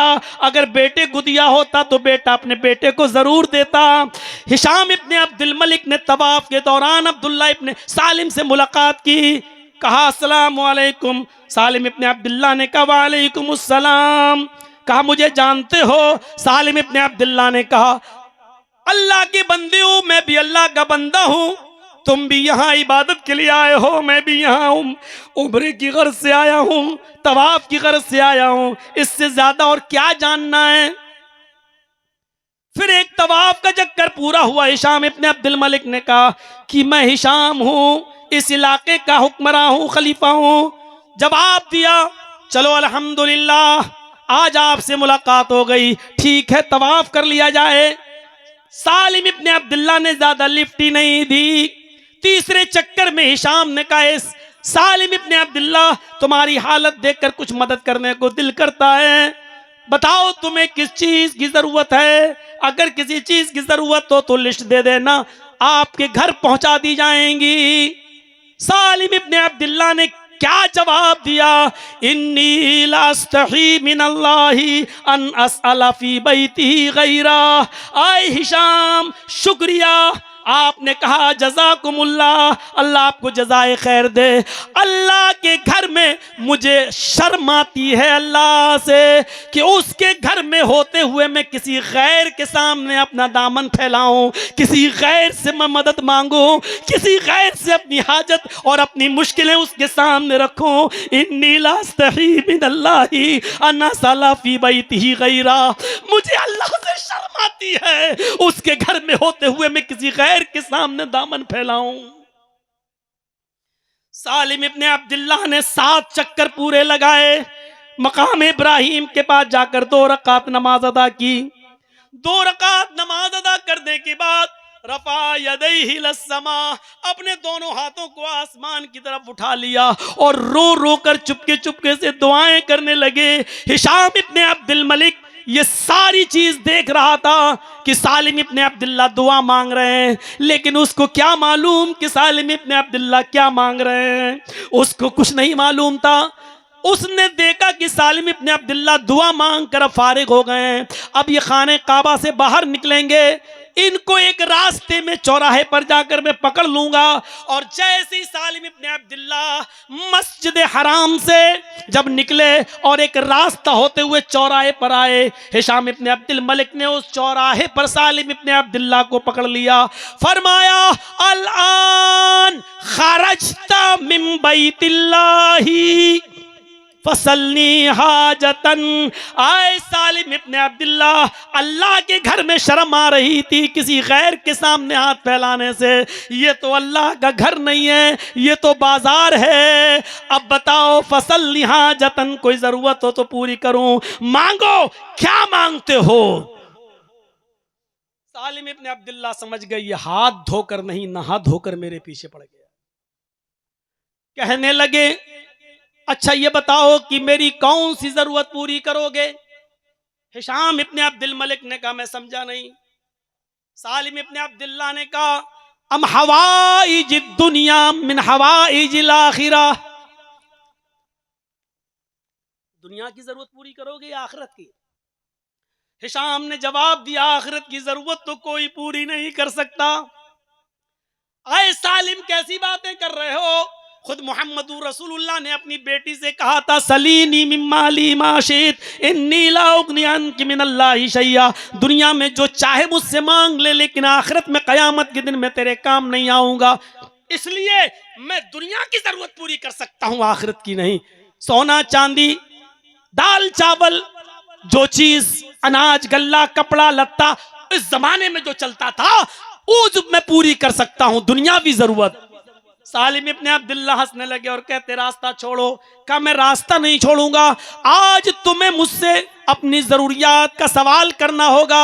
मैं चाहूं तो अपनी मर्जी से भी बहुत सी चीजें भेज सकता हूं, लेकिन मुझे पता नहीं उन जरूरतों में तुम्हें जरूरत किस चीज की हो और वो चीज हम ना भेज सकें, इसलिए लिस्ट बताओ, बताओ किस चीज की जरूरत है। सालिम इब्ने अब्दुल्ला चीख पड़े, हिशाम तुम क्या चाहते हो कि मैं तुमसे दुनिया मांगू? क्या ये दुनिया में जिंदा नहीं थे? क्या दुनिया से किनारा कसी अख्तियार कर ली थी? क्या जंगल में चले गए थे अल्लाहू अल्लाहू की वजीफा पढ़ने के लिए? क्या अपनी बीवी और बच्चे के लिए कमाया नहीं करते थे? लेकिन फिर भी कह रहे हैं तुम चाहते हो कि मैं तुमसे दुनिया मांगू। हिशाम ने कहा कि दुनिया की जो जरूरत हो बताओ, मैं पूरी करूंगा। कहा सालिम तुमने गौर, आए हिशाम तुमने गौर नहीं किया। कैसा? खाने काबा का तवाफ करने के बाद मैंने क्या किया? कहा तुमने 2 रकात नमाज पढ़ी।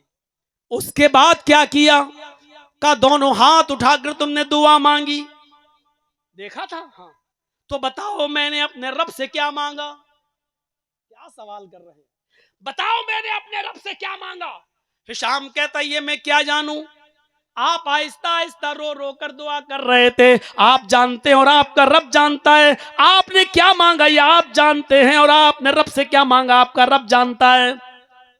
सालिम इब्ने अब्दुल्ला ने कहा हाँ ये सच है कि मैंने अपने रब से क्या मांगा है ये मैं जानता हूं, मेरा रब जानता है और मैं बताना भी नहीं चाहता हूं कि मैंने अपने रब से क्या मांगा है, लेकिन इतना बता देता हूं। जुमलों पे गौर कीजिएगा नौजवानों, दुनिया गौर कीजिएगा।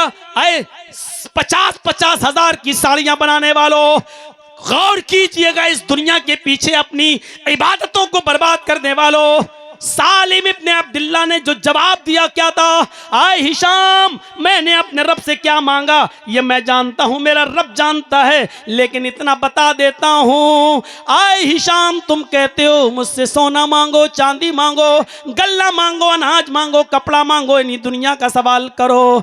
जब मैंने अपने रब के सामने अपने हाथों को बुलंद किया, अपने रब से मांगा, तो मा साल तो दुनिया में यमलिकुहा फकैफा सलुहा मल्ला यमलिकुहा, तो दुनिया तो मैंने उससे भी नहीं मांगी जो दुनिया का मालिक है। जब मैंने हाथ उठाकर अल्लाह को पुकारा तो दुनिया का सवाल तो मैंने उससे भी नहीं किया, सोना और चांदी, कपड़ा और लत्ता तो मैंने उससे भी नहीं मांगा, हीरे और जवाहरात तो मैंने उससे भी नहीं मांगे जो दुनिया का मालिक है। फकैफा सलुहा मल्ला यमलिकुहा, तो मैं उससे दुनिया क्या मांगू जो आज मरा और कल ये हुकूमत दूसरे के हाथ में, आज मरा और कल ये खिलाफत दूसरे के सुपुर्द। अरे दुनिया का तू मालिक ही नहीं तो तू मेरी क्या मदद कर सकता है? दुनिया तो मैंने उससे भी नहीं मांगी जो दुनिया का मालिक है। मेरे भाइयों गौर करो, सहाबा के दिल में दुनिया की ये हैसियत नबी अकरम की तालीम की वजह से पैदा हुई थी, तो खुद मोहम्मद रसूलुल्लाह के दिल में दुनिया की हैसियत क्या रही हो? उसने अपना मामला भी बता दिया कि लोगों मैं बीवियों से मिलता भी हूँ, मैं मेहनत और मजदूरी भी करता हूँ, मैं कमाता भी हूँ, बीवियों को खिलाता भी हूँ, बच्चों की अच्छी तालीम और तरबियत भी करता हूँ, मैं रहबानियत अख्तियार नहीं करता हूँ, लेकिन फिर भी दुनिया की हैसियत मेरी नज़र में ये है। अब्दुल्ला इब्ने मसूद की वो रिवायत उठाओ जिसको इमाम तिर्मिज़ी अब्वाबुज़ ज़ुहद के अंदर लाए हैं कि नाम रसूलुल्लाह सल्लल्लाहु अलैहि वसल्लम अला हसीरिन व क़द अथरा फ़ी जंबिही, कि अल्लाह के नबी सल्लल्लाहु अलैहि वसल्लम एक चटाई के ऊपर सो गए। जब सोकर उठे तो पीठ पर निशान पड़ चुके थे, दाग पड़ चुके थे। फ़कुलना या रसूल अल्लाह लव इत्तख़ज़ना लक वितान, नबी अकरम की पीठ पर जब हमने निशान देखे, नबी अकरम की पीठ पर जब हमने निशान देखे तो हमारी आंखों में आंसू आ गए और कहा अय अल्लाह के नबी, ये यहूद व नसारा तो नरम गरम बिस्तरों पर सोएं और हमारा नबी टूटी फटी चटाई पर लेटे।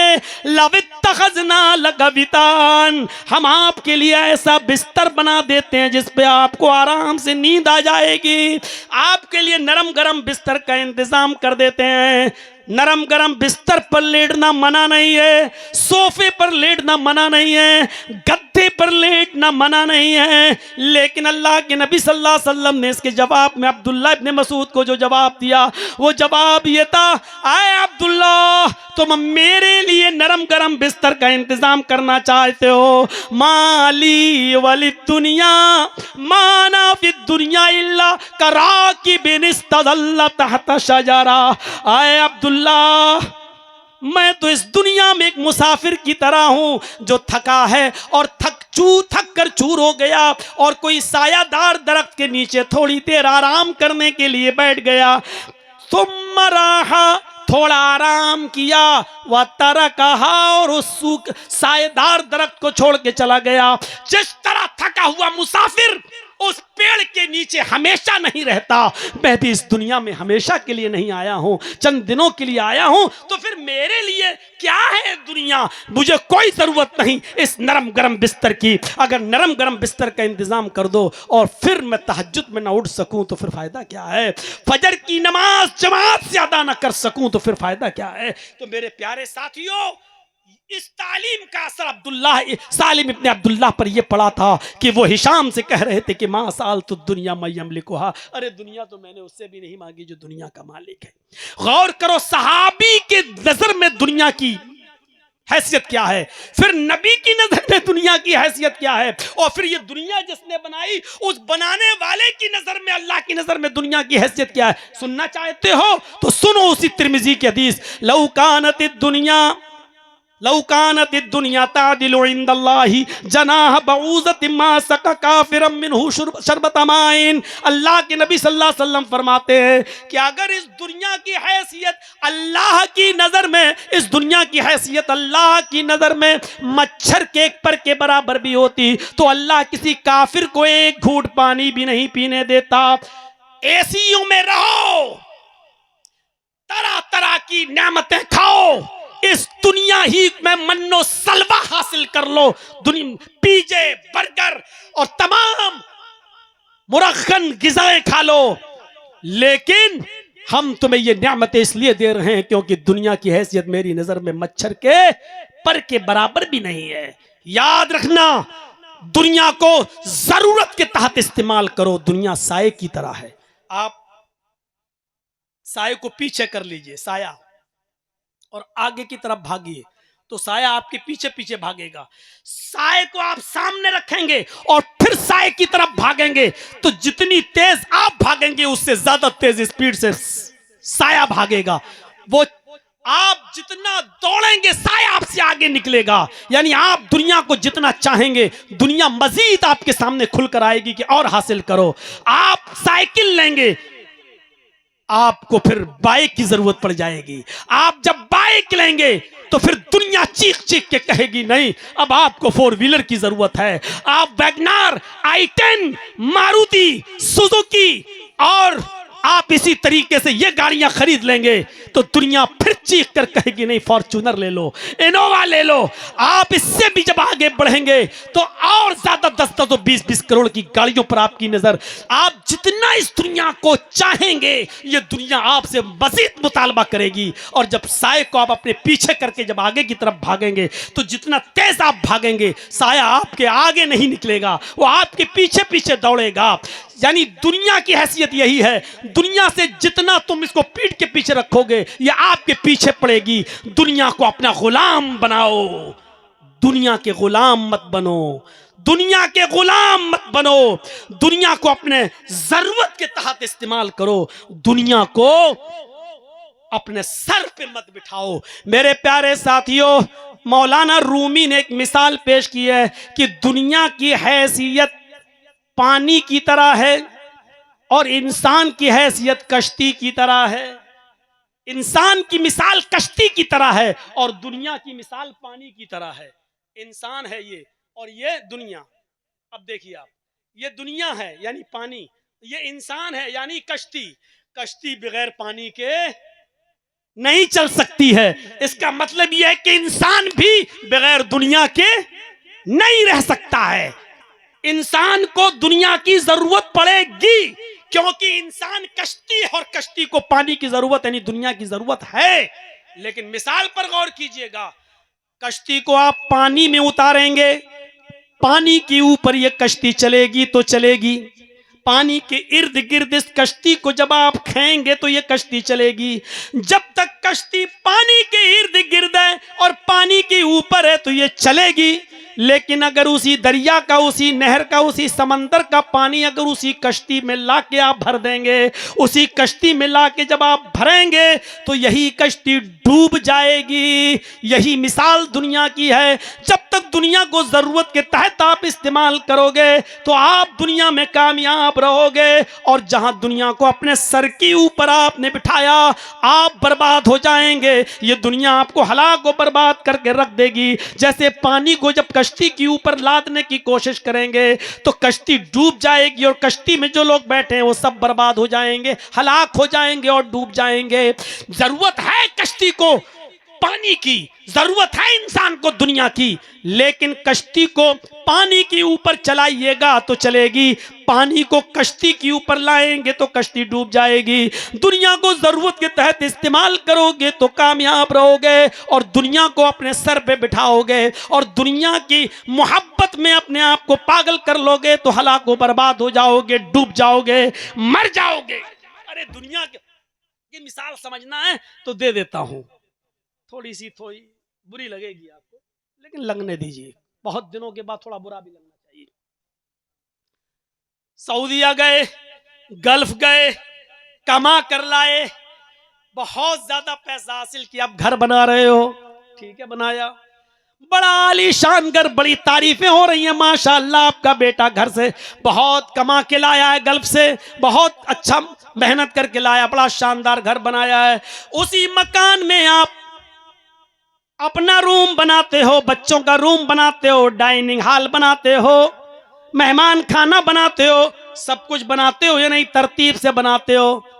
लेकिन तरतीब से बनाने के साथ साथ उसी मकान के अंदर एक साइड में आप बाथरूम भी बनाते हो, टॉयलेट भी बनाते हो। इतना अच्छा घर, और उसी घर में गंदगी करने के लिए टॉयलेट भी बनाते हो, एक बाथरूम भी बनाते हो। आपको पूरे घर से मोहब्बत है, और क्यों नहीं बनाएंगे? बाथरूम तो आपके घर का एक हिस्सा है, बल्कि आपकी जिंदगी का एक हिस्सा है। आप पेशाब और लेटरीन तो आपकी जरूरियाती जिंदगी है, आपकी जिंदगी का एक हिस्सा है, बनाना ही पड़ेगा। लेकिन बाथरूम बनाने के बाद, तैयार करने के बाद संगे मरमर भी बिछा लो उसमें, इसके बावजूद आपका दिल बाथरूम में नहीं लगता है। कितनी देर के लिए जाते हो? 5 मिनट के लिए। बहुत ज्यादा कब्ज हुआ, टाइट हो रही है लेटरीन, 10 मिनट, 15 मिनट, लेकिन जब तक बैठे हो तब तक उस आलीशान बाथरूम में भी नाक में मुंह रखकर बैठना नहीं चाह रहे हो, मजबूरी है बैठ रहे हो। और जैसे ही आप फारिग हुए, जल्दी से हाथ धोया भागे। आपके घर का वो हिस्सा है, आपने बनाया है, लेकिन आप उसको जरूरत के तहत इस्तेमाल करते हो। जितना दिल आप पूरे मकान से लगाते हो उतना दिल आपका टॉयलेट में नहीं लगता, लेकिन जरूरत के तहत उसको इस्तेमाल करते हो। बस मेरे भाइयों, दुनिया की हैसियत भी इसी टॉयलेट की तरह है जो जरूरत के तहत इस्तेमाल करो। लेकिन इस टॉयलेट से आप दिल लगा रहे हैं, ऐसा लग रहा है जैसे 24 घंटे बाथरूम में बैठे हैं और आपको टॉयलेट से मोहब्बत हो गई, बाथरूम से मोहब्बत हो गई है। कितना बड़ा बेवकूफ इंसान होगा जो 24 घंटे एसी रूम छोड़कर, एयर कंडीशन रूम छोड़ के बाथरूम में बैठा रहा है। कुछ लोगों को तो बाथरूम से इतनी मोहब्बत हो जाती है, एसी रूम में कुछ नहीं होता, जब तक वो सिगरेट या बीड़ी ना पिए तो उनको मोशन भी नहीं होता, इतनी उनको उनसियत हो जाती है। तो मेरे भाइयों, जिस तरीके से घर बनाते वक्त टॉयलेट का बनाना ये जिंदगी का एक हिस्सा है, ऐसे ही हमें दुनिया में रहकर दुनिया के साथ मिलकर चलना हमारी जरूरत का एक हिस्सा है। लेकिन आप टॉयलेट से दिल नहीं लगाते हो, उसी तरह हमें दुनिया से दिल नहीं लगाना है। जो हैसियत आप मकान को देते हो टॉयलेट को नहीं, इसी तरीके से जो मकाम हमें आखिरत को देना है वो हमें दुनिया को नहीं देना है। ये मिसालें हमने आपके सामने रखी हैं ताकि इससे इबरत हासिल करो। हजरत आयशा सिद्दीका के पास एक छींट का कपड़ा आ गया, पर्चा मैंने रख लिया, मुझे मालूम है कि जहां तक पहुंचना चाहता हूं वहां तक मैं नहीं पहुंच पाऊंगा। मैं मेरे भाइयों, हजरत आयशा के पास छींट का एक कपड़ा आ गया। हजरत आयशा फरमाती हैं वो कपड़ा इतना खूबसूरत था कि मुझे कहीं से गिफ्ट में मिला। वो छींट का कपड़ा इतना, छींट जानते हैं ना, आपसे ज्यादा छींट के कपड़े के बारे में आपके घर की बहनें और माएं जानती होंगी, आपकी बीवियां जानती होंगी। एक दौर था छींट का कपड़ा बहुत चला। हजरत आयशा फरमाती हैं कि मेरे पास छींट का कपड़ा आ गया, बड़ा खूबसूरत कपड़ा था, तोहफे में मिला था, लेकिन हालत ये थी हमारे समाज की, हमारी सोसाइटी की, कि जब भी कोई अपनी बेटी की या बहन की शादी करता तो मेरे पास आकर कहता, आयशा मुझे वो छींट का कपड़ा दे दो, आरियतन दे दो, एक दिन के लिए दे दो, मुझे उस कपड़े में अपनी बेटी को दुल्हन बनाना है, मुझे अपनी बहन को दुल्हन बनाना है। जब उसकी रुखसती कर दूंगा वो अपने घर चली जाएगी, दूसरे दिन वो कपड़ा लेकर मैं आपको पहुंचा दूंगा। मेरे भाइयों, हजरत आयशा कहती है कि लोग मेरे पास आया करते थे और अपनी बहन और बेटियों की शादी के लिए वो छींट का कपड़ा मुझसे ले जाया करते थे और दूसरे दिन वो कपड़ा मेरे पास वापस कर दिया करते थे। लेकिन अब दुनिया ने इतने पैर जमा लिए हैं, अब दुनिया इतनी फराख हो गई है कि अब वही छींट का कपड़ा मैं अपनी बांदी को देती हूँ, मैं अपनी लौंडी को देती हूँ तो वो भी नाक और मुंह बनाती है। वो छींट का कपड़ा मेरे घर की लौंडी, मेरे घर की नौकरानी, मेरे घर की खादिमा भी पहनने के लिए तैयार नहीं है।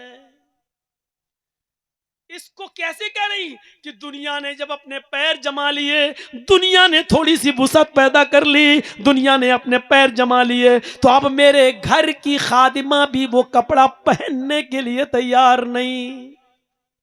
बुखारी की रिवायत, मुहम्मद रसूलुल्लाह सल्लल्लाहु अलैहि वसल्लम को किसी सहाबी ने रेशम का कपड़ा दे दिया, हालांकि रेशम मर्दों के लिए हराम है, ऐसी आरियतन आपको तोहफतन दे दिया। अल्लाह के नबी उस कपड़े को देख रहे हैं, उस कपड़े को देखते ही देखते सहाबा की भीड़ लग गई, उस कपड़े को देखने लगे, उसकी खूबसूरती पर नजर डालने लगे। नबी अकरम समझ गए इन सहाबा को इस रेशमी कपड़े की मोहब्बत ने गिरफ्तार कर लिया है। फौरन आपने उस कपड़े को तह करके सहाबा के सामने डालते हुए कहा, तुम्हें यह कपड़ा अच्छा लग रहा है, तुम्हें इस कपड़े की खूबसूरती नजर आ रही है? अल्लाह के नबी फरमाते हैं, ओ वल्लाही लमनादीलू साद इब्ने माजिन फिल जन्नती अफजलु मिनहा। साद इब्ने माज को जन्नत के अंदर जो रुमाल मिलेगा, साद इब्ने माज को जन्नत के अंदर जो एक छोटा सा कपड़ा, एक मिंदील, एक रुमाल जो दिया जाएगा, वो इस रेशमी कपड़े से कितना ज्यादा अफजल होगा, कहीं ज्यादा बेहतर होगा। आपने जन्नत के रुमाल की तरफ सहाबा का दिमाग लगा दिया, कहीं दुनियावी मोहब्बत, इस रेशम की मोहब्बत, इस रेशमी कपड़े की मोहब्बत कहीं इनके दिल में ना आ जाए। मेरे भाइयों, आपने फौरन कहा, साथियों लमनादिलो साद इब्ने माज फिल जन्नती अफजलु मिन हाज़ा। साद इब्ने माज को जन्नत में जो कपड़ा, जो रुमाल मिलेगा, वो इससे कहीं ज्यादा बेहतर और अफजल होगा। ये कहकर आपने डाइवर्ट कर दिया, सहाबा किराम के दिमाग को फेर दिया। और जब सुन ही रहे हो तो सुनो, हजरत अबू उबैदा इब्ने अल जर्राह को अल्लाह के नबी सल्लल्लाहु अलैहि वसल्लम ने बहरीन भेजा, जाओ जिजिये का और टैक्स का माल लेकर आओ। अबू उबैदा इब्ने अल जर्राह जब जिजिया और टैक्स का माल वहां से लेके आए और मदीने के अंसारियों को पता चल गया कि फजर के बाद ये माल तकसीम होगा, तो वो पहले ही मस्जिद नबवी में आकर बैठ गए और फजर की नमाज से पहले मस्जिद नबवी भर गई। अल्लाह के नबी जब नमाज पढ़ाने के लिए आए और जब नमाज से फारिग हो गए तो आपने फरमाया, आए मदीने के अंसारियों, शायद तुम्हें पता चल गया है कि हजरत अबू उबैदा इब्ने अल जर्राह बहरीन से जिजिया और टैक्स का माल लेके आए जो आज तकसीम होगा। फरमाया, हाँ अल्लाह के नबी, आपने कहा खुश हो जाओ, आज तुम्हें माल मिलेगा। आप माल तकसीम करने के लिए बैठ गए, लेकिन आपकी आंखों में आंसू था और आंसुओं की धारा बहते हुए आप फरमाने लगे, फवल्लाही मल फखरा अख्शा अलैकुम वलाकिन अख्शा अलैकुम अन तुबसतद दुनिया कमा बुसितत अला मन कान क़ब्लकुम। आपने जो खिताब किया अंसारियों के उस मजमे में वो सुनने के लायक है। आपने फरमाया खुश हो जाओ, वो कपड़ा तो वो माल तो तुम्हें मिलेगा, लेकिन आज माल की मोहब्बत तुम्हें यहाँ खींच के लाई है। मैं अल्लाह की कसम अपने इंतकाल के बाद तुम्हारी फकीरी से नहीं डरता हूँ। तुम कल्लाश हो जाओगे इस बात से मैं नहीं डरता हूँ, तुम फकीर हो जाओगे इस बात से मैं नहीं डरता हूँ, बल्कि इस बात से डरता हूँ कि मेरे इंतकाल के बाद ये दुनिया इतनी न फैला दी जाए। अंतुब सतत दुनिया कमाबुसितत अला मन कान क़ब्लकुम, जितनी दुनिया तुमसे पहले के लोगों पर फैला दी गई थी, ये दुनिया इतनी कुशादा न कर दी जाए, इतनी न फैला दी जाए जितनी तुमसे पहले के लोगों पर फैला दी गई थी। फतनाफसूहा कमा तनाफसूहा, बस इस दुनिया की होड़ में, इसकी चाहत में तुम रेस न लगाने लगो, इसको हासिल करने के लिए तुम दौड़ न लगाने लगो जैसा कि तुमसे पहले के लोगों ने रेस लगाई और दौड़ लगाई। फतुहलिककुम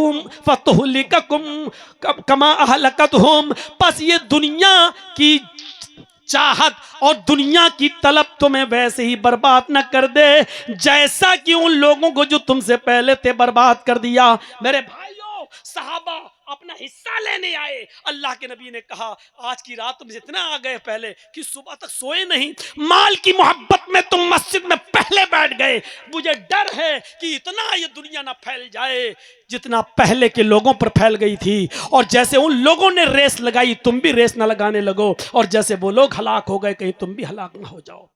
हजरत उमर फारूक ने यही अबू उबैदा को मुल्क शाम का गवर्नर बनाकर भेजा, और मुल्क शाम का गवर्नर इसलिए बनाया अबू उबैदा को क्योंकि मुल्क शाम के अक्सर इलाके उन्हीं की वजह से फतह हुए थे, उन्हीं की वजह से जीते गए थे। आज तो ये अलग अलग कंट्री है, शाम अलग कंट्री है, उर्दू अलग कंट्री है, लबनान अलग है, फिलिस्तीन अलग एक कंट्री है। जरा गौर करना, शाम अलग कंट्री, उर्दून अलग कंट्री, फिलिस्तीन अलग कंट्री, लबनान अलग कंट्री। लेकिन हजरत उमर के ज़माने में एक ही मुल्क का एक रियासत, एक सूबा था, उसमें शाम भी था, उर्दून भी था, फिलिस्तीन भी था, लबनान भी था। इतने मुल्क थे और उसके गवर्नर कौन थे? हजरत अबू उबैदा इब्न अल जर्राह। अबू उबैदा इब्न अल जर्राह को शाम का जब गवर्नर बनाया तो एक बार हजरत उमर मुल्क के शाम गए और मुल्क के शाम की आवाम से पूछा, लोगों मैंने अबू उबैदा को तुम्हारा गवर्नर बनाकर भेजा है, कोई तकलीफ तो नहीं है तुम्हें अबू उबैदा से? तमाम लोगों ने गवाही दी कि अबू उबैदा से हमें कोई तकलीफ नहीं है, बहुत अच्छा हाकिम आपने मुझे दिया है, बहुत अच्छा गवर्नर दिया है, हम खुश हैं, इनसे कोई शिकायत नहीं है। हजरत उमर खुश हुए और कहने लगे, अबू उबैदा तुम रहते कहाँ हो? मुझे तुम्हारे घर चलना है, क्या अपने घर पर चलकर मुझे 2 घूंट पानी नहीं पिलाओगे? हजरत अबू उबैदा कहते हैं मैं थोड़ा दूर रहता हूँ, आप मेरा घर जाकर क्या करेंगे? हजरत उमर ने देखा कि मुल्क शाम में बड़ी तरक्की है, चारों तरफ रोशनी रोशनी है, मुल्क शाम तरक्की कर रहा है, जरा अबू उबैदा का घर तो देखें, अबू उबैदा का घर तो देखें, इन्होंने कितनी तरक्की की है, इन्होंने कितना माल जमा किया है, इनका घर देखेंगे तो पता चलेगा। अबू उबैदा से जिद करने लगे, मुझे तुम्हारा घर देखना है। हजरत अबू उबैदा कहते हैं, अमीरुल मोमिनीन मेरे घर न जाएं तो बेहतर है। कहा नहीं मैं जाऊंगा। फरमाया, अमीरुल मोमिनीन आपको मेरे घर में सिवाय आंखों के से आंसू निचोड़ने के सिवा कुछ नहीं मिलेगा। फरमाया, अबू उबैदा मेरा हुक्म है कि तुम मुझे अपना घर दिखाओ। चलिए, अब दोनों चले, चलते चलते कई मील चलते गए। पूछा, अबू उबैदा कहाँ है? कहा अब तो बहुत करीब आ गया है। अब दमिश्क में, जो शाम की राजधानी है, दमिश्क में एंट्री होती है, दमिश्क में दमक चमक देखते हैं। अमीरुल मोमिनीन मुस्कुराते हैं, माशाअल्लाह बहुत अच्छा काम किया है, यहाँ की रियाया के लिए तुमने बहुत सहूलतें मुहैया फरमा दी हैं, लेकिन तुम्हारा घर कहाँ है? कब तो और करीब आ गया है, दमिश्क की आबादी ख़त्म हो जाती है, जंगल नजर आने लगता है। फरमाया अमीरुल मोमिनीन ने, आए अबू उबैदा दमिश्क भी ख़त्म हो गया है, सहरा आ गया है, जंगल कहाँ है? कब वो जो झोंपड़ी दिखाई दे रही है बस वहीं तक चलना है। हजरत उमर ने कहा, इस झोंपड़ी में रहते हो? क्या हाँ वही मेरा घर है, जरा आगे चलिए। जब अंदर लेके जाते हैं झोपड़ी के पास तो कहा कि इस घर के अंदर दाखिल होना है। फरमाया आइए और चलिए। हजरत उमर उस झोपड़ी के अंदर दाखिल होते हैं। खजूर के पत्तों की छत बनी हुई थी। हजरत उमर ने खजूर के पत्तों पे नजर डाली, नीचे जमीन पे नजर डाली, कच्चा सहन। कहा आए अबू उबैदा, जो शख्स शाम का, उर्दून का, फिलिस्तीन का, लबनान का गवर्नर है और उसका घर मिट्टी का कच्चा और उसके घर का लैंडर खजूर के पत्तों का बना हुआ, कहा तुम यहां रहते हो? हाँ। तुम्हारा बिस्तर कहाँ है? अमीरुल मोमिनीन ने पूछा। हजरत अबू उबैदा कहते हैं आया अमीरुल मोमिनीन, ये मुसल्ला जो दिखाई दे रहा है, हाँ का यही मुसल्ला है जिस पर मैं नमाज पढ़ता हूँ और तहज्जुद की नमाज भी अदा करता हूँ और फिर इसी मुसल्ले पर मैं सो जाता हूँ, इसलिए कि फिर मुझे सुबह उठना पड़ता है। तो बिस्तर की मुझे क्या ज़रूरत है, मैं इसी मुसल्ले पर नमाज पढ़ता हूँ और जब सोने की ज़रूरत होती है तो सो जाता हूँ। यह वाक़या सियर आलामुन नबला में देखा जा सकता है। मेरे भाइयों, कहा कि कोई बर्तन नहीं दिखाई दे रहा है, चूल्हा नहीं दिखाई दे रहा है, बर्तन नहीं दिखाई दे रहे हैं। फरमाया अमीरुल मोमिनीन, ऐसा कैसे हो सकता है कि मेरे घर हो और सोने के लिए बिस्तर नहीं तो मुसल्ला तो है, ऐसा कैसे हो सकता है कि खाने के लिए बर्तन ना हो? है, अभी दिखाता हूं। फौरन उस खजूर के पत्तों में हाथ डाला और फिर उस हाथ को दाहिनी तरफ डाला। वहां मिट्टी का एक प्याला था, उस प्याले में पानी भरा हुआ था। उस प्याले को उठाया, उसमें सूखी रोटी को डाल दिया था जो नरम हो रही थी। हजरत उमर को दिया, अमीरुल मोमिनीन ये प्याला है और इसमें पड़ी हुई रोटी यही मेरी ग़िज़ा है। फरमाया अबू उबैदा तुम ये खाते हो? फरमाया नहीं, मैं तो जब शाम जाता हूं तो 3-4 दिन के लिए जब मैं यहां आता हूं तो शाम में ही एक औरत रहती है, मैं उसी से 4-5 दिन की रोटियां इकट्ठी बनवा लेता हूं और जब मैं यहां आता हूं तो मैं लेके चला आता हूं। जब तक वो रोटी नरम रहती है मैं खाता रहता हूं, जब वो रोटी सूख जाती है तो मैं इसी पानी में उसको नरम करने के लिए डाल देता हूं और जब वो नरम होकर फूल जाती है तो मैं यही रोटी के टुकड़े चबा लेता हूं, खा लेता हूं। यही मेरी दुनिया है। हजरत उमर के आंखों में आंसू आ गए, रोने लगे और जब रोए तो हजरत अबू उबैदा का जवाब सुनिए। अमीरुल मोमिनीन, अब आंसू बहाने की जरूरत नहीं है, अब मेरे सामने रोने की जरूरत नहीं है। मैं आपको वहीं पर मना कर रहा था, लेकिन आपको देखना था मेरा घर, आपको आइडिया लगाना था कि देखे अबू उबैदा ने क्या कमाया है, अबू उबैदा ने कितनी तरक्की की है। मैंने आपसे पहले ही कहा था कि मेरे घर में जाने के बाद आंसू निचोड़ने के सिवा आपको कुछ नहीं मिलेगा, लेकिन अब रहम कीजिए मेरे ऊपर। ये सारा काम मैंने अल्लाह की रजामंदी के लिए किया, अब अल्लाह के वास्ते ये किसी और से तज़किरा मत करना, किसी और के सामने जिक्र करके मेरी अल्लाह के साथ बिताई हुई जिंदगी को, दुनिया में रहने वाली जिंदगी को, उसकी सवाब को कम मत कर देना। अब किसी से तज़किरा मत करना। मेरे भाइयों, गवर्नर है मामूली नहीं, शाम का, उर्दून का, फिलिस्तीन का, लबनान का, लेकिन हाल यह है कि उसके घर में सोने के लिए गद्दा नहीं है। हाल यह है कि उसके पास खाने के लिए चिकन और मटन नहीं है। हाल यह है उस गवर्नर का कि वो अपने घर के मिट्टी के प्याले में सूखी हुई रोटी के टुकड़ों को डालता है और जब वो नर्म हो जाती है तो उसी को चबाता है। दुनिया में यह भी रहे, लेकिन दुनिया को कभी अपने ऊपर सवार नहीं होने दिया और यही दुनिया की हैसियत है। मेरे भाइयों, बस इतनी सी बातें आपके सामने रखकर आपसे रुखसत होता हूँ। अल्लाह तबारक व तआला से दुआ है कि बारे इलाह हम तमाम मुसलमानों को दुनिया को ज़रूरत के तहत इस्तेमाल करने की तौफीक अता फरमा और दुनिया की रंगीनियों से और धोखे से हमारी ज़िंदगी की हिफाजत फरमा और हमें महफूज फरमा। जब तक हमें ज़िंदा रख इस्लाम पे रखना और जब हमारा खात्मा हो तो ईमान पर फरमाना। वमा अलैना इल्लल बलागुल मुबीन व आखिरु दावाना अनिल हम्दुलिल्लाहि रब्बिल आलमीन। अस्सलामु अलैकुम व रहमतुल्लाहि व बरकातुहू।